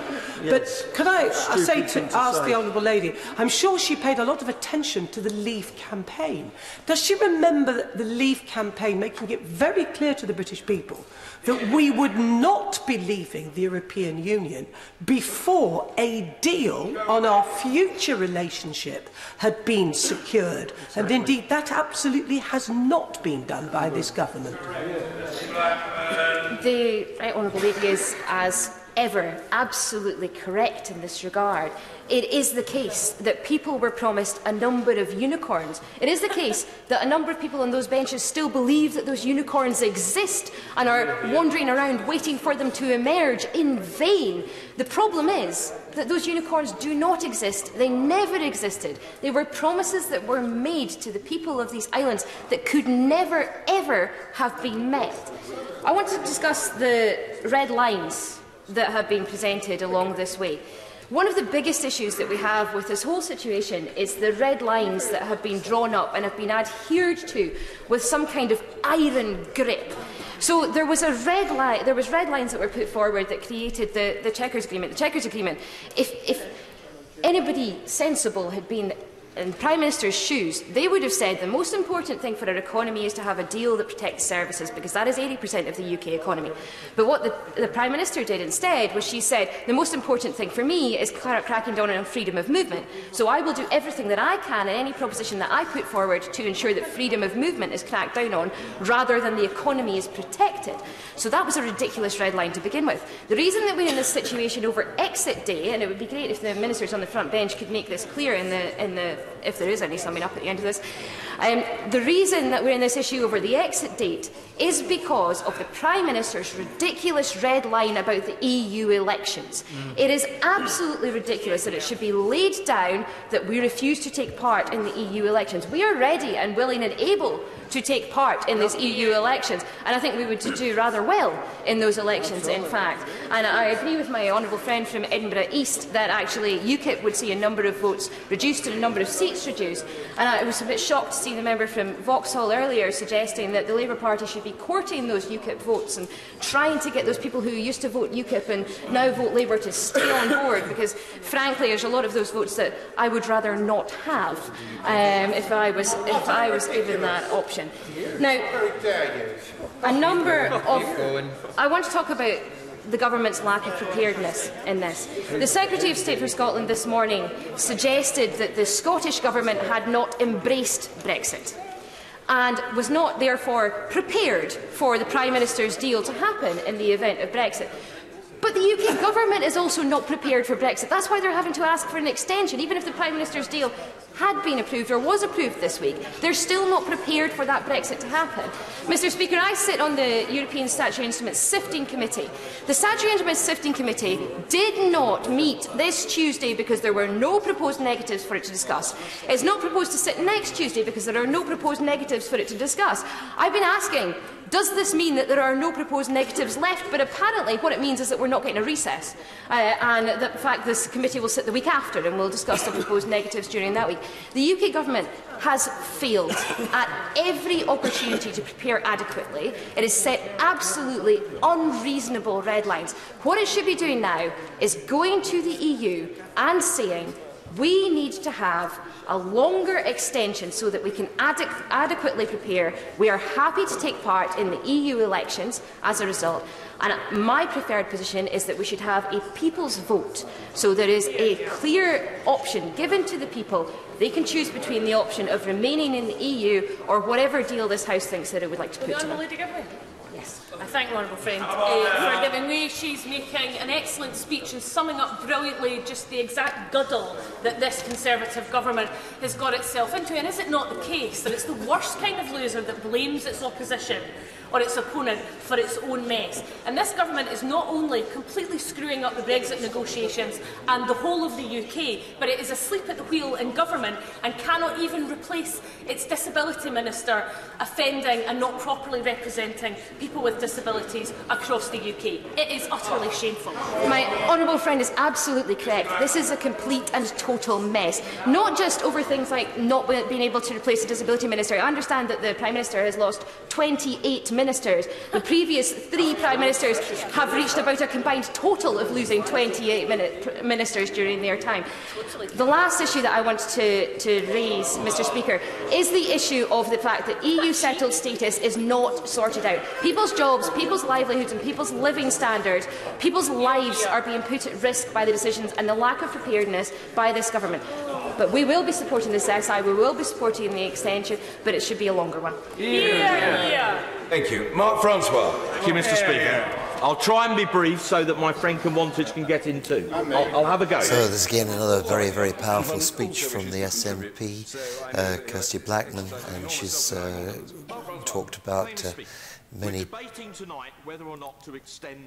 none of the people from the Tory benches who are Scottish MPs or the Labour people have actually got up to speak in this very, very important debate. When we were on those benches, I was the party's Shadow Europe Minister. They haven't asked to speak, or they haven't been called. When Kirsty came on the screen, then we were in the middle of discussing what the First Minister Nicola Sturgeon said, so I'll recap on that. This is what she said about Theresa May offering to step down. And of course, in stepping down, one wonders if this is not a vote of no confidence in her. If you remember, she got through a vote of no confidence a few weeks ago, and she can't really be challenged till the end of December on that issue anymore. But to say you'll step down on condition that you get your deal through the Parliament, well, maybe that is also a no confidence in Mrs Theresa May. But the First Minister said Brexit is not about Theresa May's future, it is about all our futures. And it's nothing that the Prime Minister says about her position that changes the fact that her deal is a profoundly bad one. And if Brexit ends up being forced through on the basis of a no deal that no one supports, indeed a deal so bad that the Prime Minister has to promise to resign to get it through, it will make an already bad project even worse. For Scotland, this raises the prospect of being shackled to a disastrous Tory Brexit driven by a Tory party lurching even further to the right, with a Brexiteer PM in charge, further reinforcing the case for our country taking its future into its own hands. So another reference to our Scottish independence, and I think it's a very powerful statement there from Nicola Sturgeon. So I'm just going to go back over here and see. Nothing's changed on the business of Mrs May deciding. But I can tell you that the petitions is now up to 5,897,404 signatures, and it's quite fun just to watch the thing tick over. Yeah, there's quite a few more just ticked over then. So the Scottish Parliament today had a debate, and they decided that we should stay within the European Union and revoke the Article 50. In the meantime, the reason we've got such a long programme today is because we're interested in the indicative votes and recapping on those. The first one was a no-deal Brexit, leave on the 12th of April without a deal. That's the Tory MP John Barron put that one forward. The next motion was a common market 2.0. In this one, the UK joins the European Economic Area.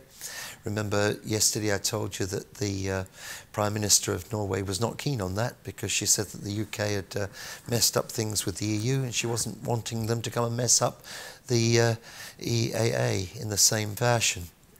So that's a kind of a customs union with the EU, and says that the backstop for Ireland must be replaced by an alternative arrangements, and this is something put by George Eustace, the Tory MP. The third of these was a customs union. It's calls for the UK to negotiate a permanent customs union with the EU after Brexit, and that's from the father of the house, Ken Clarke. The Labour Alternative Plan is a customs union with the EU and a close alignment with the single market, including things like the arrest warrant and the databases, etc. And that was it was from Jeremy Corbyn, the leader of the Labour Party, which is very much similar to just staying in the European Union.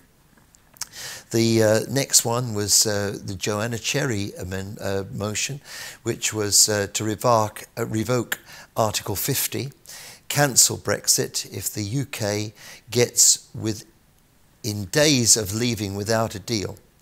The MP should be asked to vote on the no-deal Brexit, and if they reject that, the Article 50 should be revoked. The confirmatory public vote, which is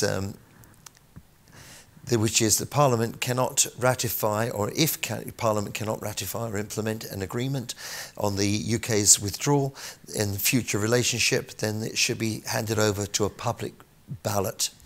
And obviously that would be having on it, we don't leave, we leave on this or that, and obviously the questions would have to be arranged. But this is Margaret Beckett's motion. The last one was a Malthouse Plan B, which makes its UK makes its budgetary contributions to the EU until the end of 2020 and agrees with the European Union a 2-year period in which the UK goods have full access to the EU. And this was put forward by Tory MP Marcus Fish. So that's what we're really interested in, and the MPs have voted upon these, but the ballot papers have to be sorted and all the votes added up and counted, and that's obviously something that's quite a lot of effort. And in the meantime, the statutory instrument to stop us leaving the EU on March the 29th is going ahead. The Tory party have been almost filibustering and giving various different objections, and in the meantime Tommy Shepherd made an extraordinarily passionate speech, as did Kirsty Blackman, and so what's happening in the chamber now? They're still going on with this particular thing, I suspect. People will be extremely angry. Don't say you weren't warned. Yeah, the chamber down in Westminster is still baffling, and the speaker's on his feet. Him to guide me, but in fact I was going to call Mr. Double and then Mr. Vasey. But no, both of you. Oh, but you can divide it between you. Speaker, you should listen. Thank you, Mr. Speaker. There have been many. They always say that this is the mother of all parliaments. Or did they say the mother of parliaments? I beg your pardon, not the mother of all parliaments. Yes, I think there probably was a word missing there. So we're battling against this Parliament in Westminster, trying to come to some consensus, but it's not a consensus parliament. It's a parliament that's divided. The Tory party are divided down the middle. Some people want to leave with a hard Brexit. Some people want to leave with a deal. The Labour Party are divided because some of them want to leave and some do not want to leave. And then, of course, these two parties have been divided by a small group of people with Chuka Umunna leading them. And we haven't heard that much from them since they made their dramatic departures. Is that many people will feel this is wrong for the very reason that it's been made. And this whole thing was because of the split in the Tory party, which has been there for many, many years, about who wants to be in and who wants to be out of the European Union. Mr. David Cameron went to the European Union and he asked for reforms. He didn't get what he wanted, and he put it forward in an election that there would be a referendum, and he managed to win that election, and he had the referendum, and he said that he would stick around and sort out whatever happened in the referendum, but at the delivering of the result of that referendum, which was to leave the European Union, he resigned, and Mrs. May became the Prime Minister, and yes, we went back to, if you look back in the history, to John Major. It was then, I suppose, what's the equivalent of the ERG group now. I don't like to use an awful word, but the bastards who were in the back room trying to run the government. And it's always been that way. And people not seeing the value in joining together, because the world is a much smaller place in a sense than it has been. Computers, the internet, and all these things have brought people together. People are fully aware of what's going on the other side of the globe. And because of the way that the populations have increased, the global warming, things have to change. Things have to come together. So, yes, here we are in a situation where we're about to be pulled out of the European Union, and they still actually can't decide how that's going to happen. Sporting event in the London Olympics, so I think extracting ourselves from the most sophisticated and political economic alliance in the history of the world probably does take a bit longer. Yes, it does take a long time to pull oneself after such Under the standing order, I must now put the question. The question is motion number 4, as on the order paper. As many as are that opinion say aye. Aye. Of the contrary, no. Division! Clear the lobby! All right, so now we're going to have a division on this motion, which was to do with a statutory instrument to change the date on the UK statute book as to which dates we leave the European Union. They've already been changed in international law and in European law, but this is just to catch the UK Parliament up with what's already agreed.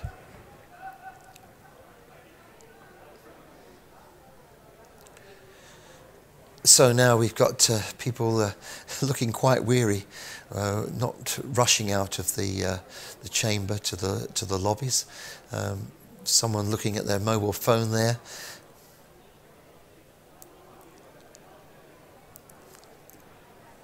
Alison Phillips is there standing with her nice yellow dress on, and always distinctive, always stands out, and the SNP colours, of course.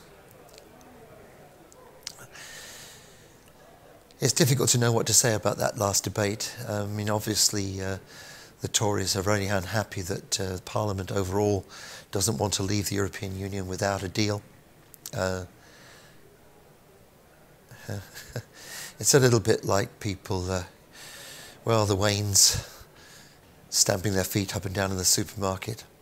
Interestingly enough, though, if you have a situation like that, it's always best to give someone something else to look at. I mean, if the Wayne wants something, give them something else to do. It's no good saying no. It doesn't work. You have to take them somewhere else. And that's really the story, isn't it? Nobody has stood up and said, I'm a leader, we're going this way. Mrs. May's deal was something for everybody and therefore for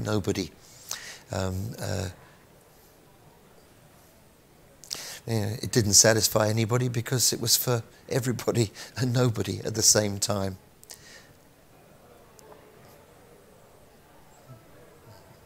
Yeah. Trying to give little bits to this person, little bits to that person.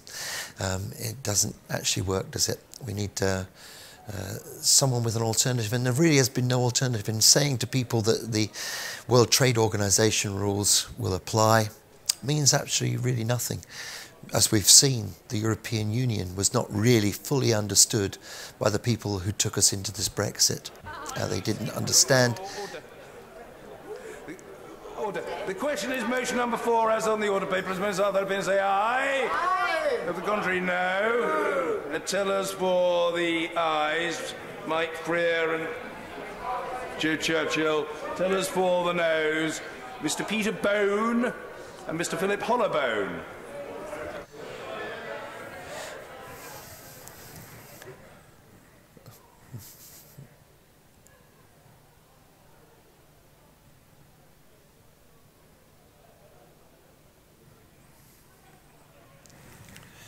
Okay, so the petition for revoking Article 50 goes up by the second. It's quite fun just to watch the numbers go by. I remember when the internet first came out, and I asked somebody what they were watching on their screen, because all it was little dots, and he said, we're watching the tennis, Roger Federer. And I said, but you can't see him. He said, no, but we can see the little dots moving, and we know the score from that.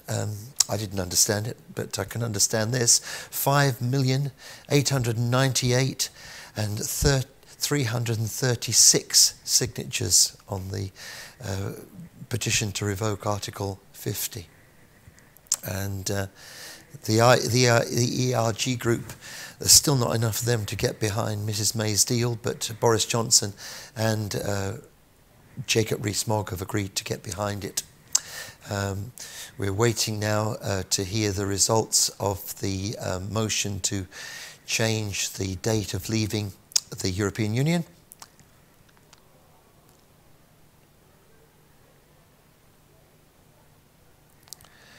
So Mr Mogg has said that he will vote for the deal if the DUP will come on board, and the DUP are totally against Mrs May's.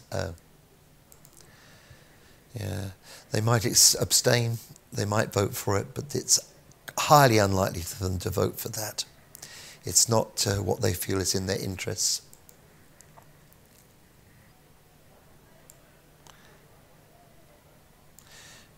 Yeah, it's interesting because, of course, Ireland, Northern Ireland, that is, are totally without a representation currently, because they couldn't. There was a great deal of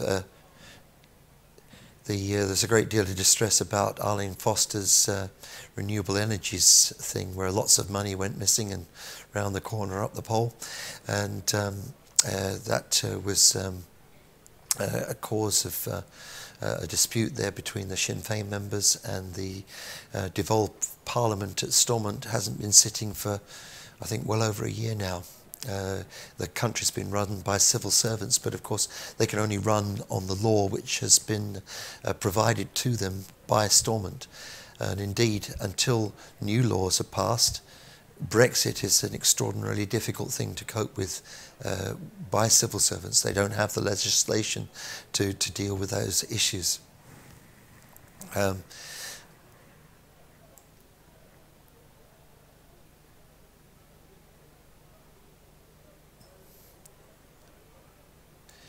Yeah, we've been running this program now for 2 hours, I think.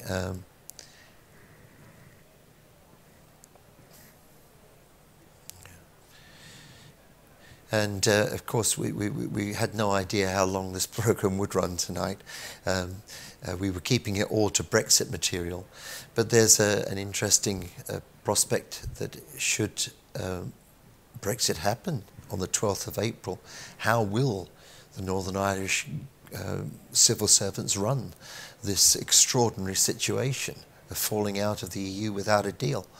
If that happens, will the UK Parliament have to take over and run direct rule? And that might inflame a lot of people. it will impact the Belfast Agreement and many other things too.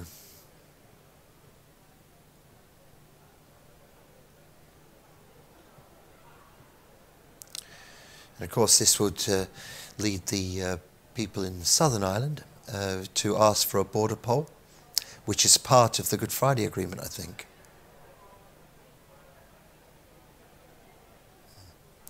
Yeah, many people in the north and south might call that, because when politics comes down to the nitty-gritty, it's really usually about economics. If you remember back to Bill Clinton's campaign, it's the money in people's pockets.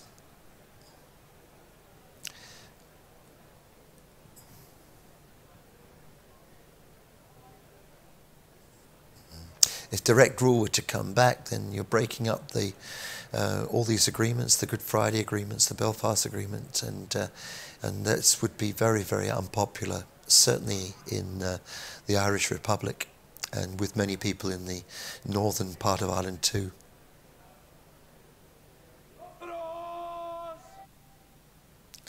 We're going back to the Westminster Chamber now.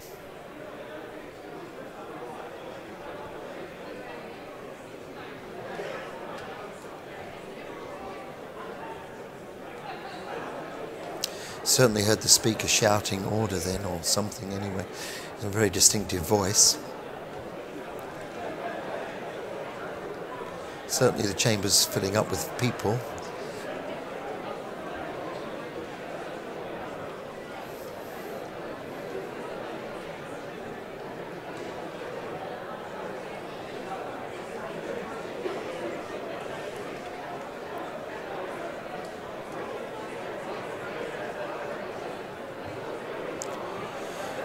So it was interesting to see if you can recognise people by the back of their heads. It's not always easy, and the screen that I look at is quite a long way from me, so I can't tell you. But on the opposition benches, there are far more people than on the Tory benches, and indeed, many of the Tory MPs were talking with Mrs May whilst these debates have been going on today.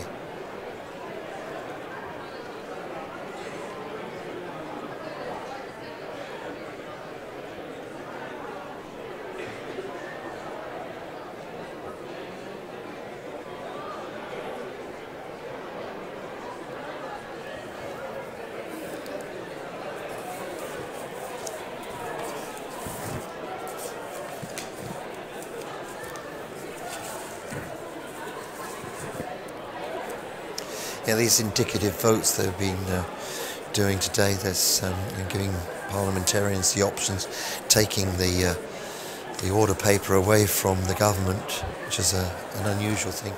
Doesn't happen very often.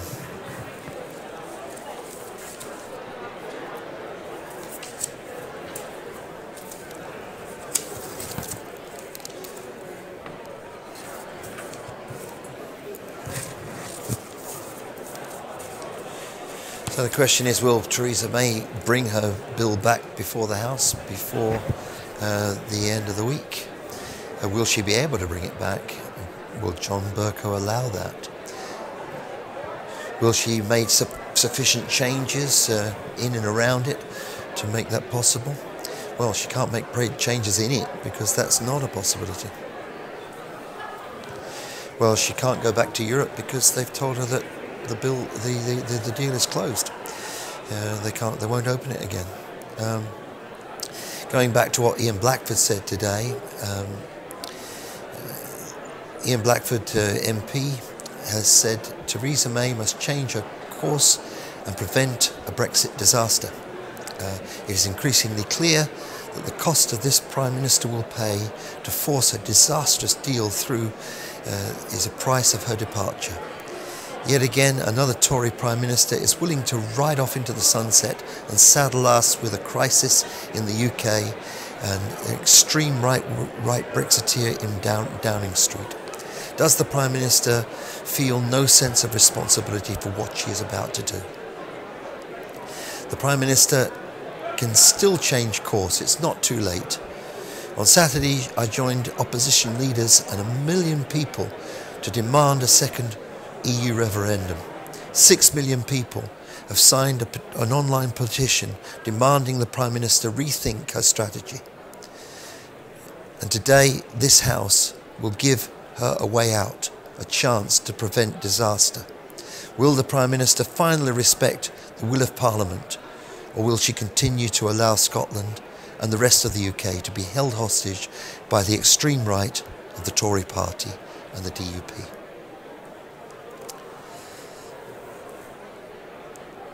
So we've had interesting speeches from Tommy Shepherd, Kirsty Blackman, and this remark from Ian Blackford, as well as the comment from First Minister Nicola Sturgeon about all the things that have been going on today. Theresa May agreeing to step down sooner rather than later, getting Boris Johnson's agreement.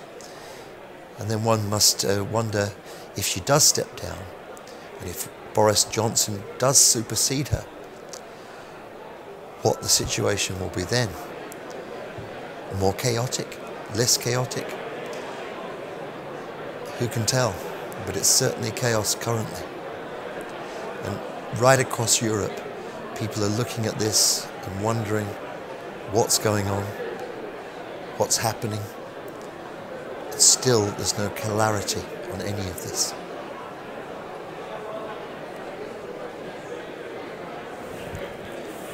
I'm just going to shuffle my papers and see if I can find the ones that have these indicative votes. The papers get a little bit muddled as we go through. The tellers are about to come out.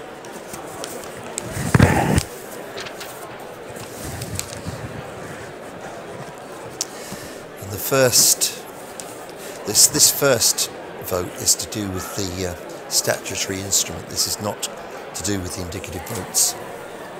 This is just to do with the date we leave being made correct in UK law.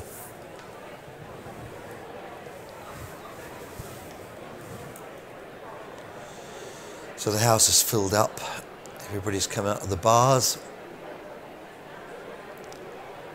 This is 9:15 in the evening now.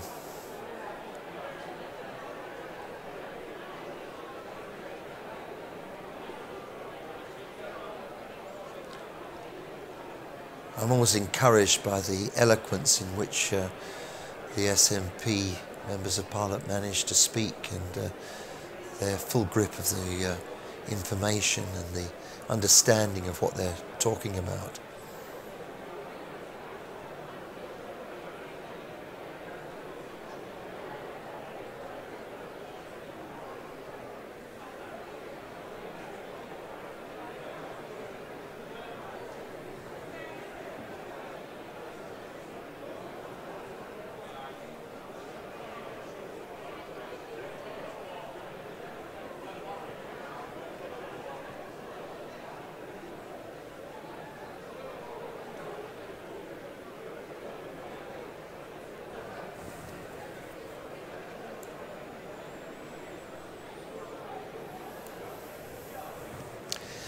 Mike Russell said today, so the Tories think that all they need is someone even more hardline for the next phase of Brexit. This proving they have learnt nothing from the current phase and nothing about negotiation.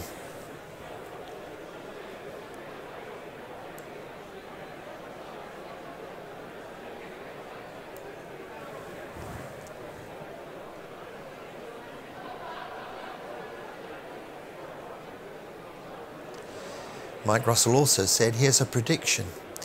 In vying for votes from Tories who want to express a preference for their party's future, every candidate for the Tory leadership will, with increasing shrillness, reject the right of Scottish voters to express a preference about their own national future.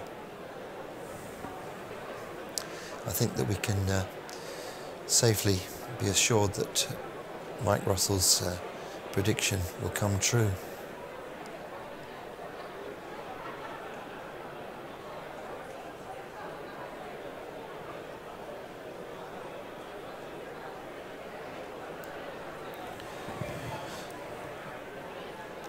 Joanna Cherry said that the SNP-backed motion to protect Scotland and the rest of the UK from a no-deal scenario.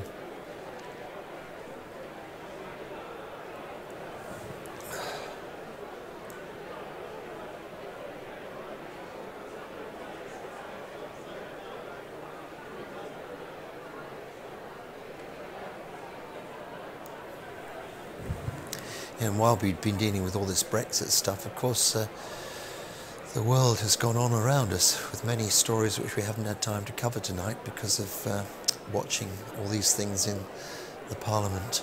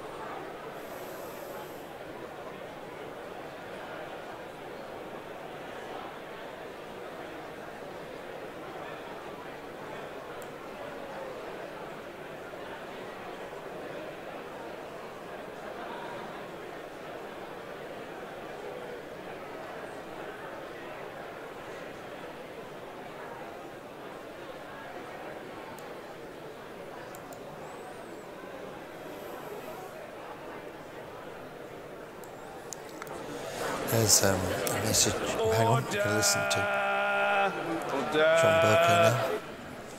Here's the tellers. The ayes to the right, 441. The noes to the left, 105.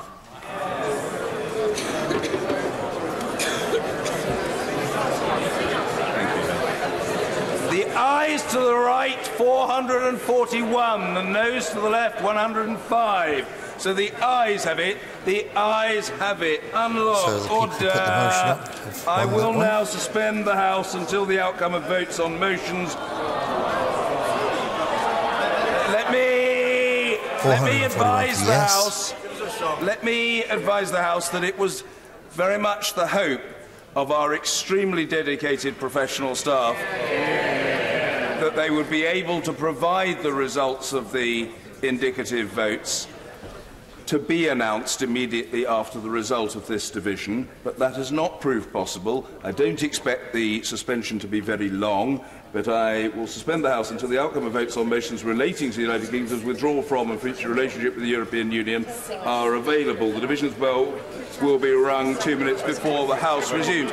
Order! Order! So there's going to be a delay in finding out the results of the indicative votes. It's taking obviously a bit longer to count those votes. So the Speaker's now suspended the sitting for a few minutes whilst those votes are counted. And, well, we'll have to wait a bit longer. There's a little message from Keith Brown, MSP, the Deputy Leader of the SNP. It's interesting to see revealed those in the ERG who are true believers and those merely masquerading as such in order to have a chance for either themselves or their favoured candidate to become the PM.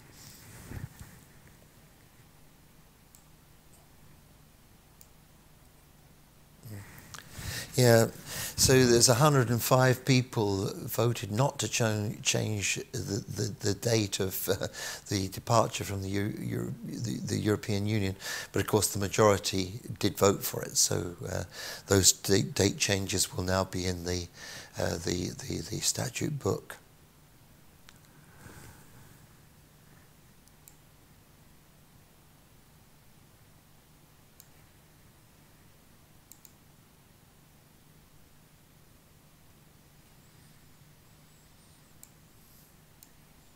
So that's one little hurdle cleared, and we're waiting for the results of the indicative votes now, and they were a no-deal Brexit, John Barron, a Common Market 2, which was Nick Bowles, an EFTA EEA, similar to Common Market 2 from George Eustace, Customs Union from Ken Clarke, a Labour alternative plan from Jeremy Corbyn, revoke Article 50 from Joanna Cherry, a confirmatory public vote, so a second referendum from Margaret Beckett, and the Malthouse Plan B from Marcus Fish, who spells his name with a Y, not an I.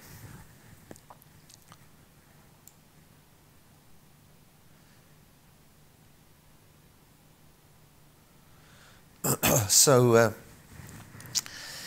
indicative votes process. It may last several days because this may go on until Monday too, and they may sit over the weekend or be called back to Parliament over the weekend. If people were to vote on Mrs May's deal and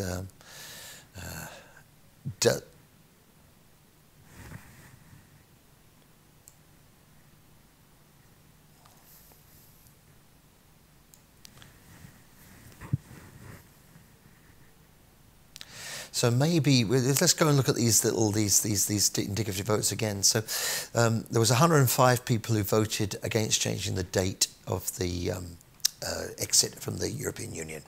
So the first thing then is a no-deal Brexit. So that's maybe give us 105 votes for that, which is not enough. Maybe we can. Let's gamble a little bit. Maybe you want to put some bets on. Makes the evening a little bit more exciting for some of you. But don't go over the board. Maybe a penny or two.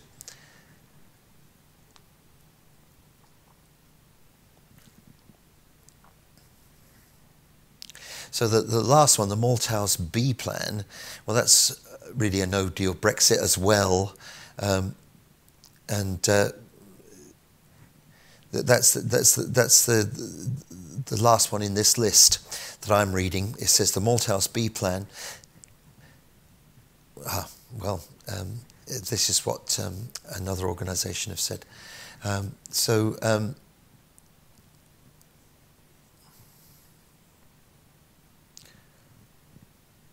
Leaving without a deal, but paying the budgetary contributions to the EU till the end of the 2020. And having a 2-year arrangement. So possibly the ERG people will coalesce behind this particular option. But it's probably not going to be enough to get it through. I mean, so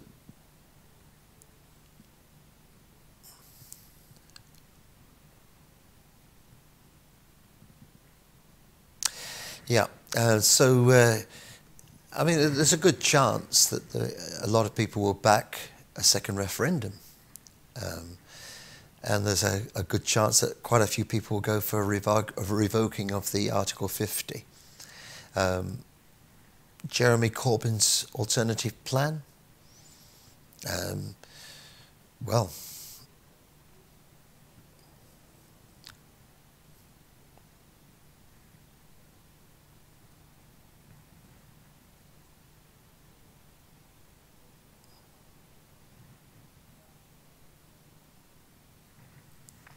and the Common Market 2, where we would remain partly in the European Union, but we wouldn't have any voice within the European Union. We'd have to be in a customs arrangement, but that wouldn't be a bad thing for many people.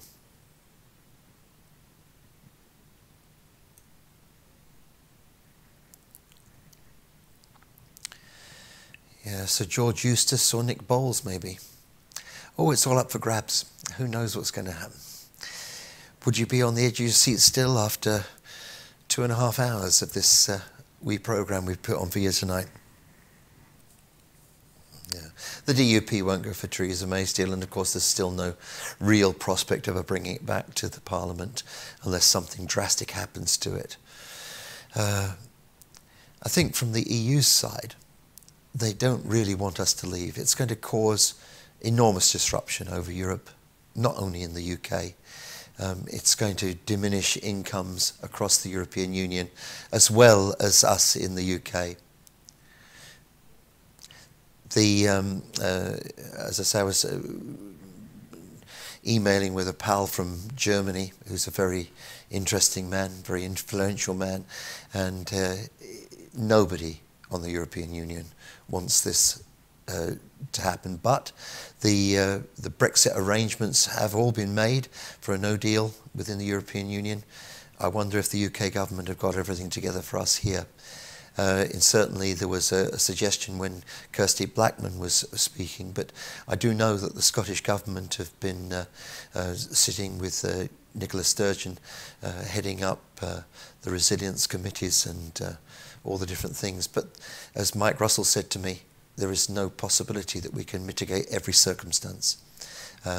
He actually went to Zeebrugge, I think it was, or was it Rotterdam, where there's a huge factory that looks after orange juice. A big boat came in from Brazil, all the oranges went in there, they're all mashed up and the juice is extracted and they're all put into different cartons and sent all over Europe. Now, he said, surely we can do that in Scotland, but at the present minute, we do not have the factory that will do it. So if we're going to go for a no-deal Brexit, it's going to be quite a few years where we catch up and make the infrastructure, put in place all the different people that need to be put in place, and to make these things solely by ourselves. It's not a prospect that is impossible, of course not, but it will be a long time before we've got the infrastructure available to deal with all the fresh produce that we've currently enjoyed from the EU. It will be a while before all these things can be rearranged.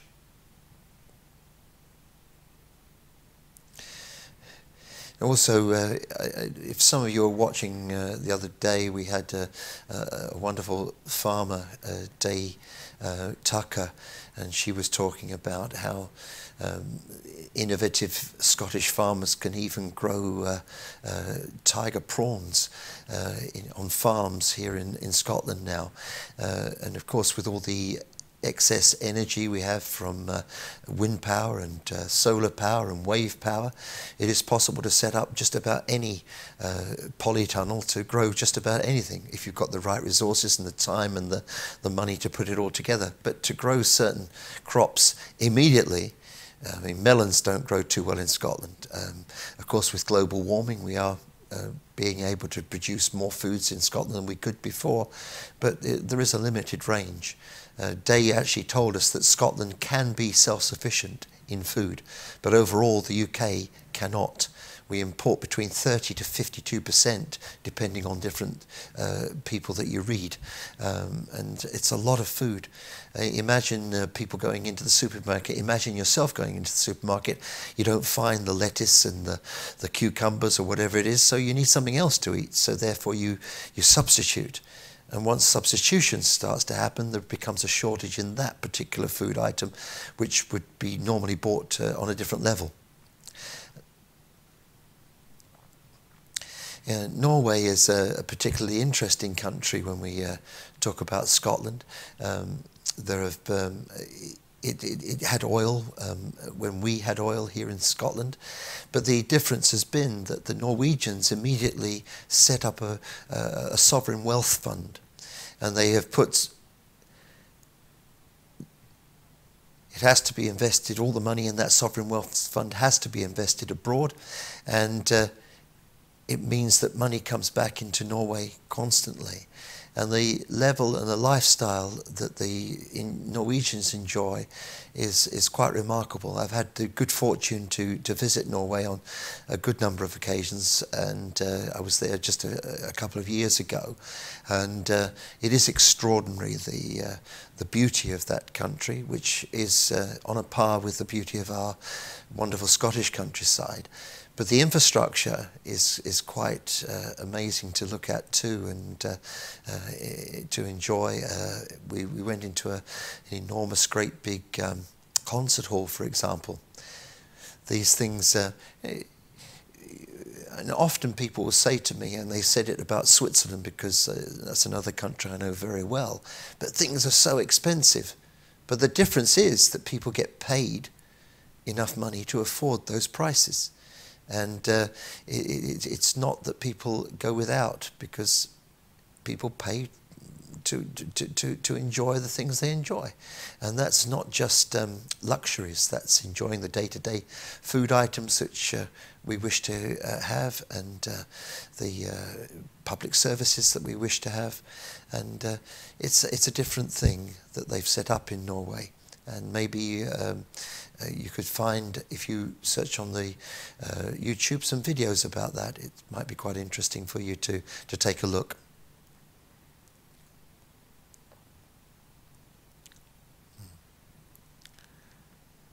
Yeah. So the Norwegians joined the EFTA thinking that it would be a precursor to joining the EU.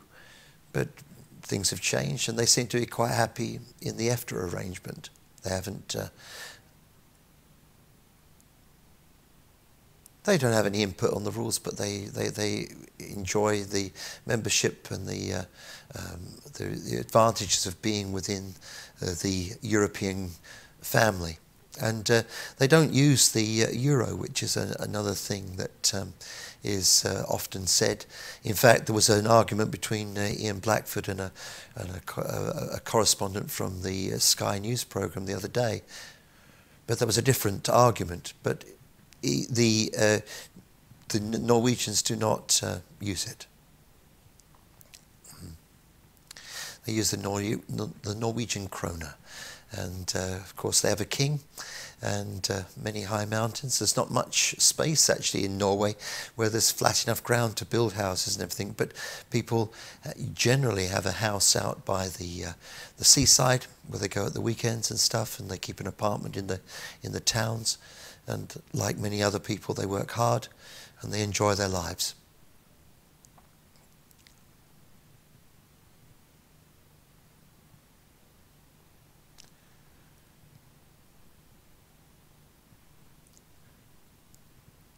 Yeah, there are many countries who actually use the euro, and they're not actually members of the European Union. And there are other countries who do not use the euro, and yet they are part of it.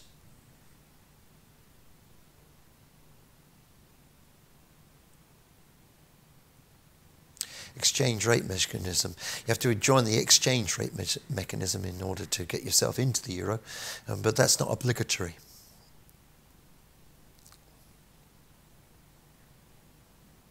Yeah, places like Montenegro have been using the euro for a long time, and it makes sense. I mean, I travelled all over Europe in many years, and I remember the days when one had to queue up in lines of cars waiting for the passport to be stamped, and then you'd have to change from guilders to marks, and marks to Belgian francs, and then the Belgian franc was exactly the same as the Luxembourg franc, but it wasn't the same. It was the same exchange rate, but when you brought those back to the UK, people looked at them and wondered what the dickens they were, because they'd never seen them before.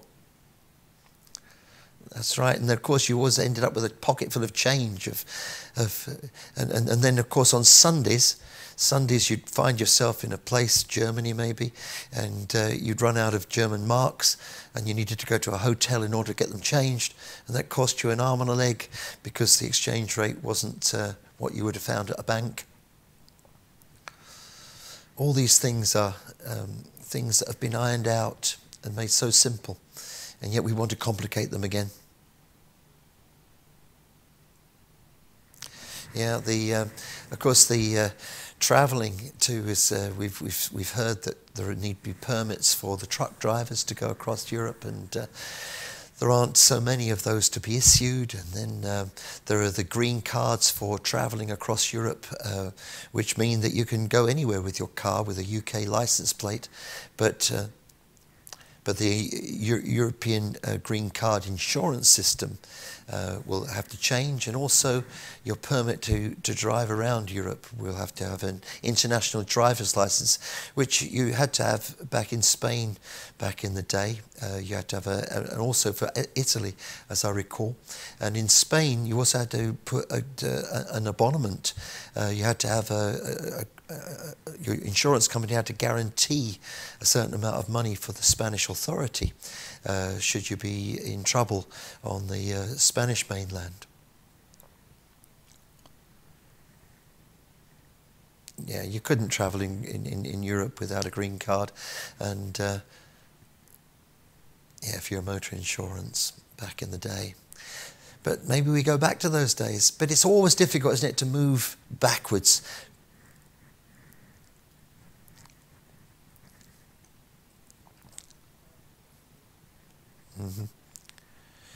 Yeah, driving in countries outside the European Union, of course, required a green card. But life is always a forward progression, and it's very difficult to take away things from people. In fact, people will always fight harder for what they're going to lose than for what they might gain. And of course, now we understand what we're losing. Because all these, well, some people do, not everybody, but people are starting to understand. It always takes time for messages to filter through.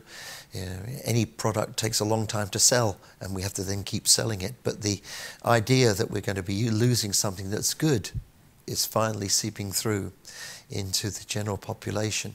They may not be able to articulate that because we're still waiting for Parliament to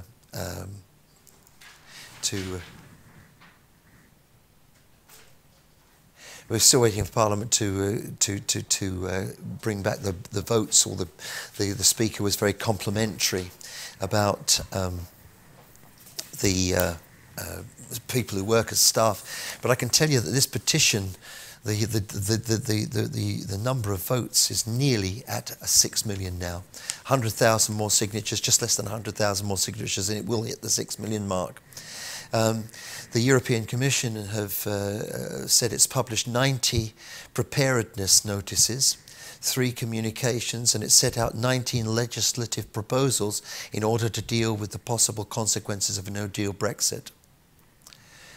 And now they're coming back into the chamber. Whilst they're doing that, in the statement, a spokesman for the EU said that while the European Union countries continues to hope that it will not be the case, this means that if the withdrawal agreement is not ratified, hang on, Theresa May's come into the chamber. Andrea Leadsom.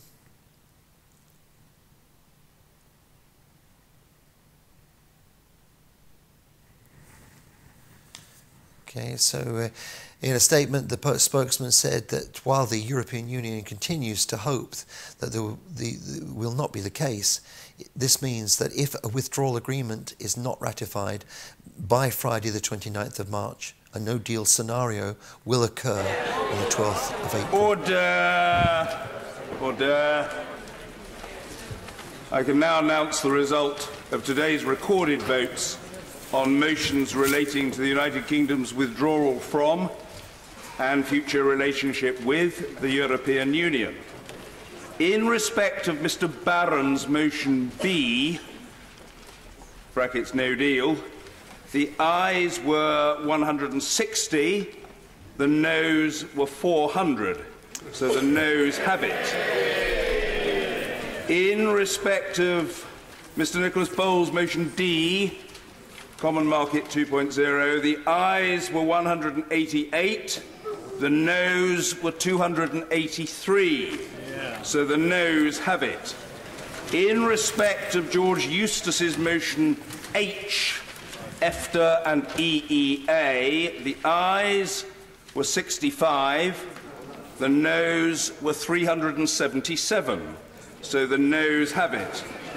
In respect of Mr. Kenneth Clarke's motion J, Customs Union, the ayes were 264, the noes were 272.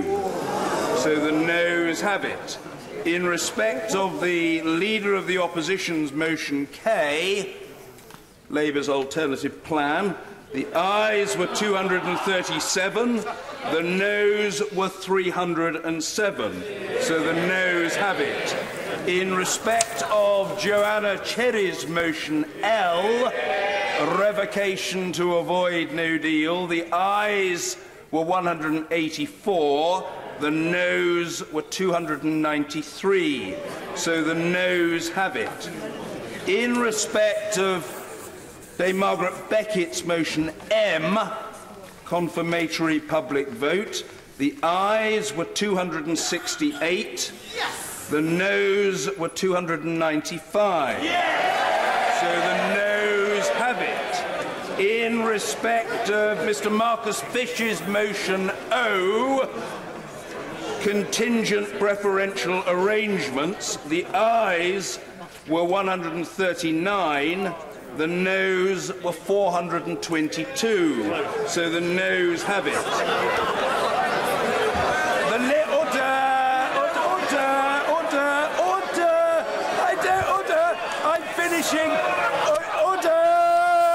I'm finishing my statement. I don't require any help from the government chief whip. The list showing how honourable, he'll learn, so you should listen, he'll learn. The list showing how honourable and right honourable members voted will be published in the usual way on the Commons Vote app and website and in Hansard. Point of order, Sir Oliver Letwin. Yeah. Thank you, Mr. Speaker. Mr. Speaker, it's very disappointing. It is, of course, a very great disappointment that the House has not chosen to find a majority for any proposition. However, those of us who put this proposal forward as a way of proceeding predicted that we would not this evening reach a majority, and indeed, for that very reason, put forward a business of the House motion designed to allow the House to reconsider these matters on Monday. No, that's ridiculous. No. Ridiculous. No, perhaps colleagues would do the right honourable gentleman the courtesy. Yes, I say to the right honourable gentleman, the member for Derbyshire Dales, I'm not asking him, I'm telling him that the right honourable gentleman will be done the courtesy of being heard. That is the beginning and the end of the matter. Sir Oliver Letwin. Yeah. Thank you, Mr. Speaker. And if on Monday the House is able to reach a majority view, I think that would be in the interests of our constituents and of the country. Waste of time. Ridiculous waste of time. Crazy. But I personally continue to harbour the hope that my honourable and right honourable colleagues will see fit to vote in favour of a government motion between now and close of play on Friday, which would obviate the necessity for a further set of votes on Monday. Thank you. Yes, the Secretary of State for exiting the European Union. Point of order, Mr. Further to the point of order from the member for West Dorset, the House has today considered a wide variety of options as a way forward, and it demonstrates that there are no easy options here. There is no simple way forward. The deal the government has negotiated is a compromise, both with the EU and with members across this House. That is the nature of complex negotiations. The results of the process this House has gone through today strengthens our view that the deal the government has negotiated is the best option.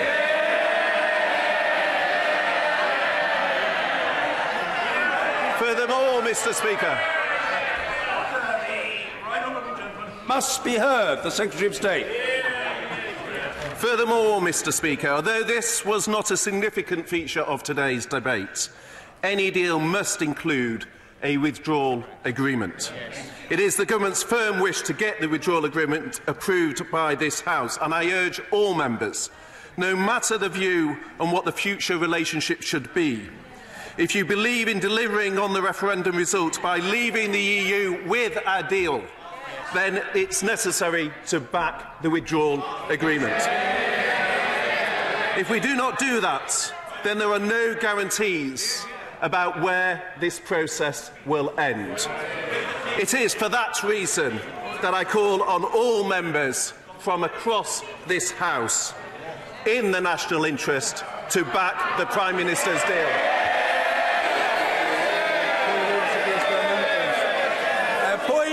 A point of order, Mr. Ian Blackford. Thank you very much, Mr. Speaker. I mean, this is a very serious moment for all of us, and we have to reflect that this House of Commons has tried to find a way through the Brexit crisis over the last few months, and we have failed. And we need to reflect on the fact that when the government talks about bringing their deal back, that on 2 occasions the government got 202 and 242 votes. That deal should be dead, and indeed the People's Vote got 268 votes tonight. I know we didn't win, but we got more votes for the People's Vote than the government did for its proposition. Mr. Speaker, I think it is becoming increasingly clear that this House cannot find a way forward. This government, this Prime Minister, has failed to provide leadership. The only thing we should now be doing is going back to the people of the United Kingdom in a general election to end this impasse. I'm grateful to the right honourable gentleman. Point of order, Sir Patrick McLaughlin.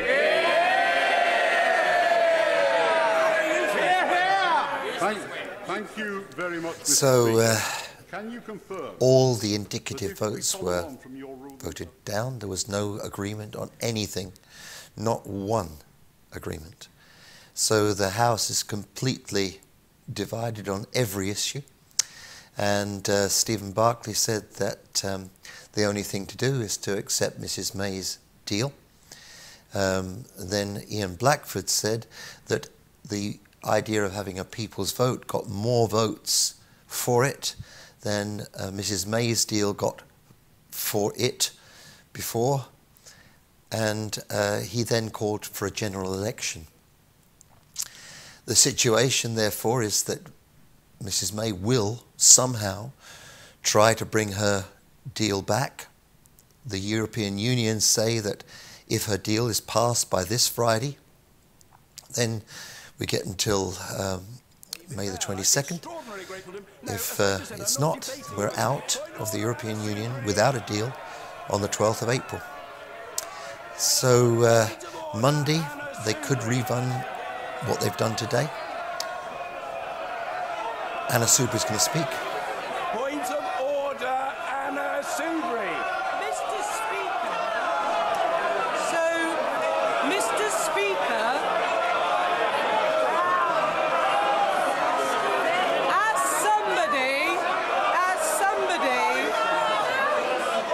somebody who has been called by the Speaker. The Tories are up in arms about this. Order, let me just explain. Order. Let me just explain one thing in this place. The right honourable gentleman is a very senior member of this House, and he is a former Chief Whip. He is not the Speaker of this House, and it's not for the right honourable gentleman to presume the order in which matters are considered, and I trust that he won't suppose that it is for him to do so. Let me say very gently to the right honourable gentleman, I treat him with respect. I'm not intimidated by the right honourable gentleman, and I'm absolutely sure he wouldn't seek to intimidate me. I am taking a point of order from the right honourable lady, and frankly, that's the situation. Point of order, Anna Soubry. Sit down. I've been called. Mr. Speaker, the country is watching this. It is an appalling situation, this. And I gently say to the honourable gentleman, I can shout as loudly as anybody, but let's us try to remind ourselves what we've decided to do. Nothing. Nothing. And some of us have been involved in the debates and the discussions about the procedure from the outset. It's very well people coming at the end of all of this. Let us remind ourselves this was a I can patronise as well. This was a two-stage process. So today was our attempt to see if there was anything we could settle on, but to look where the biggest votes may be. The Prime Minister's deal secured 242 votes. The amendment motion J, supporting a customs union, got 264 votes. And beating all of them was the People's Vote with 268. So Anna Soubry pointing out that the People's Vote got the most votes out of all the things. May I... You don't need to shout it out. May I suggest... like any other honourable or right honourable member, to be heard. And she will be. Anna Soubry. Thank you, Mr. Speaker. So may I suggest we now proceed to the agreed procedure that... Now we seem to have a dropout on the Westminster Parliament. This happens sometimes when many people use the same service at the same time. It's not to do with our technology here at Broadcasting Scotland. It's simply because too many people are on the Westminster net at the same time. Interested in what he has to say to me than in anything that I have to say to him.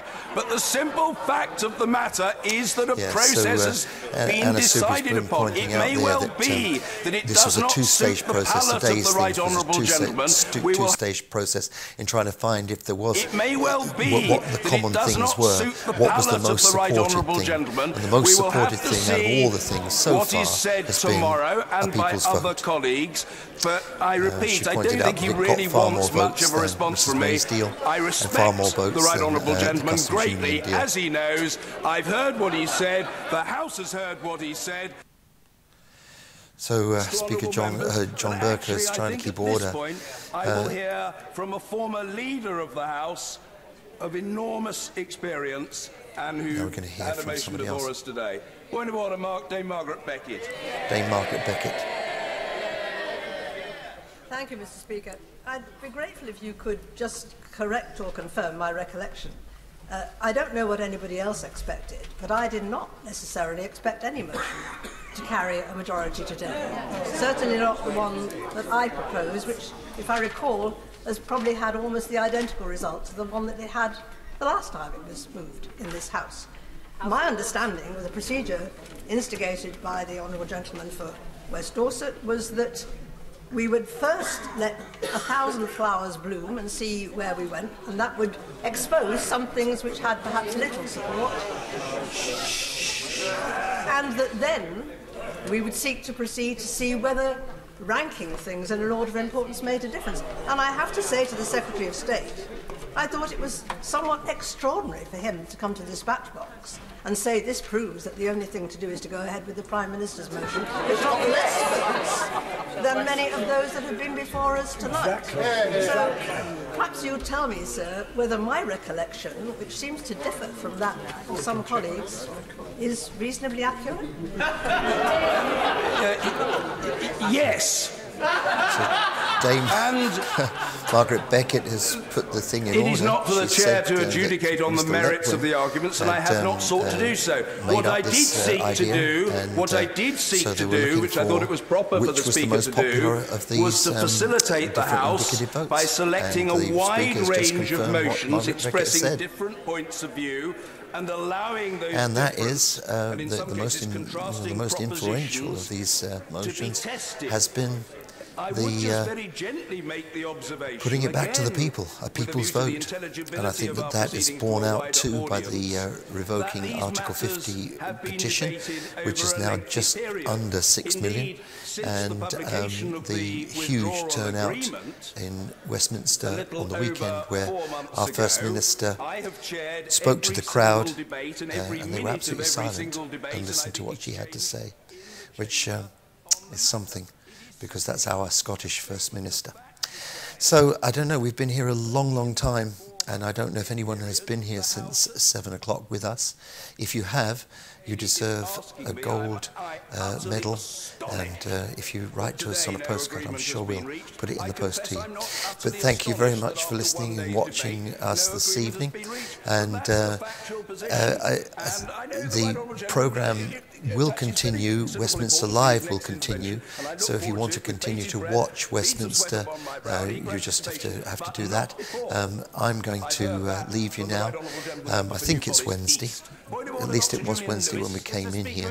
Tomorrow's Thursday, and that night is when Gordon Ross comes to do this job in his fashion rather than mine. And if we survive the weekend, I will see you next week. Thanks very much for watching all this time, and thank you very much to Linda and Val in the control room, and see you again shortly. Bye-bye.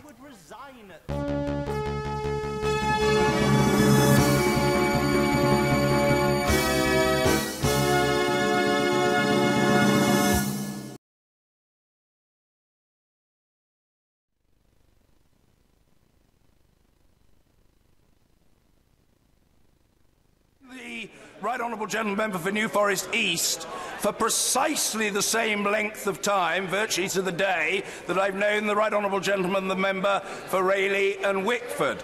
And the mental acuity of the Right Honourable Gentleman for New Forest East never ceases to strike me. However, I just very gently say, in relation to his proposition about being Prime Minister, backbench Prime Minister for the day, I'm not arguing with him, but I'm simply saying that in his case, the proposition is an academic one.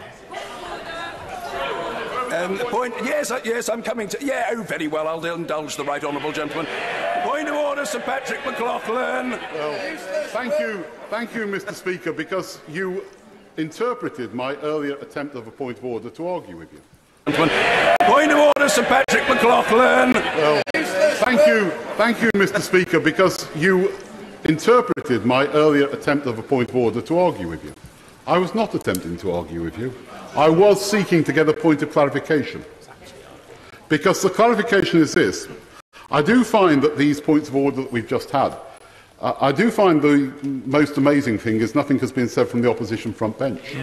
But if we can just leave that to one side for 1 second, can you tell me how your ruling tonight and your response to my earlier point of order coincides with what you said about the government bringing back a meaningful vote? Because I think there was an inconsistency in your ruling, and I'd be quite interested to hear what the view was behind that. I don't wish to disappoint the Right Honourable Gentleman, but I've made the point once, and I thought I made it clearly, and I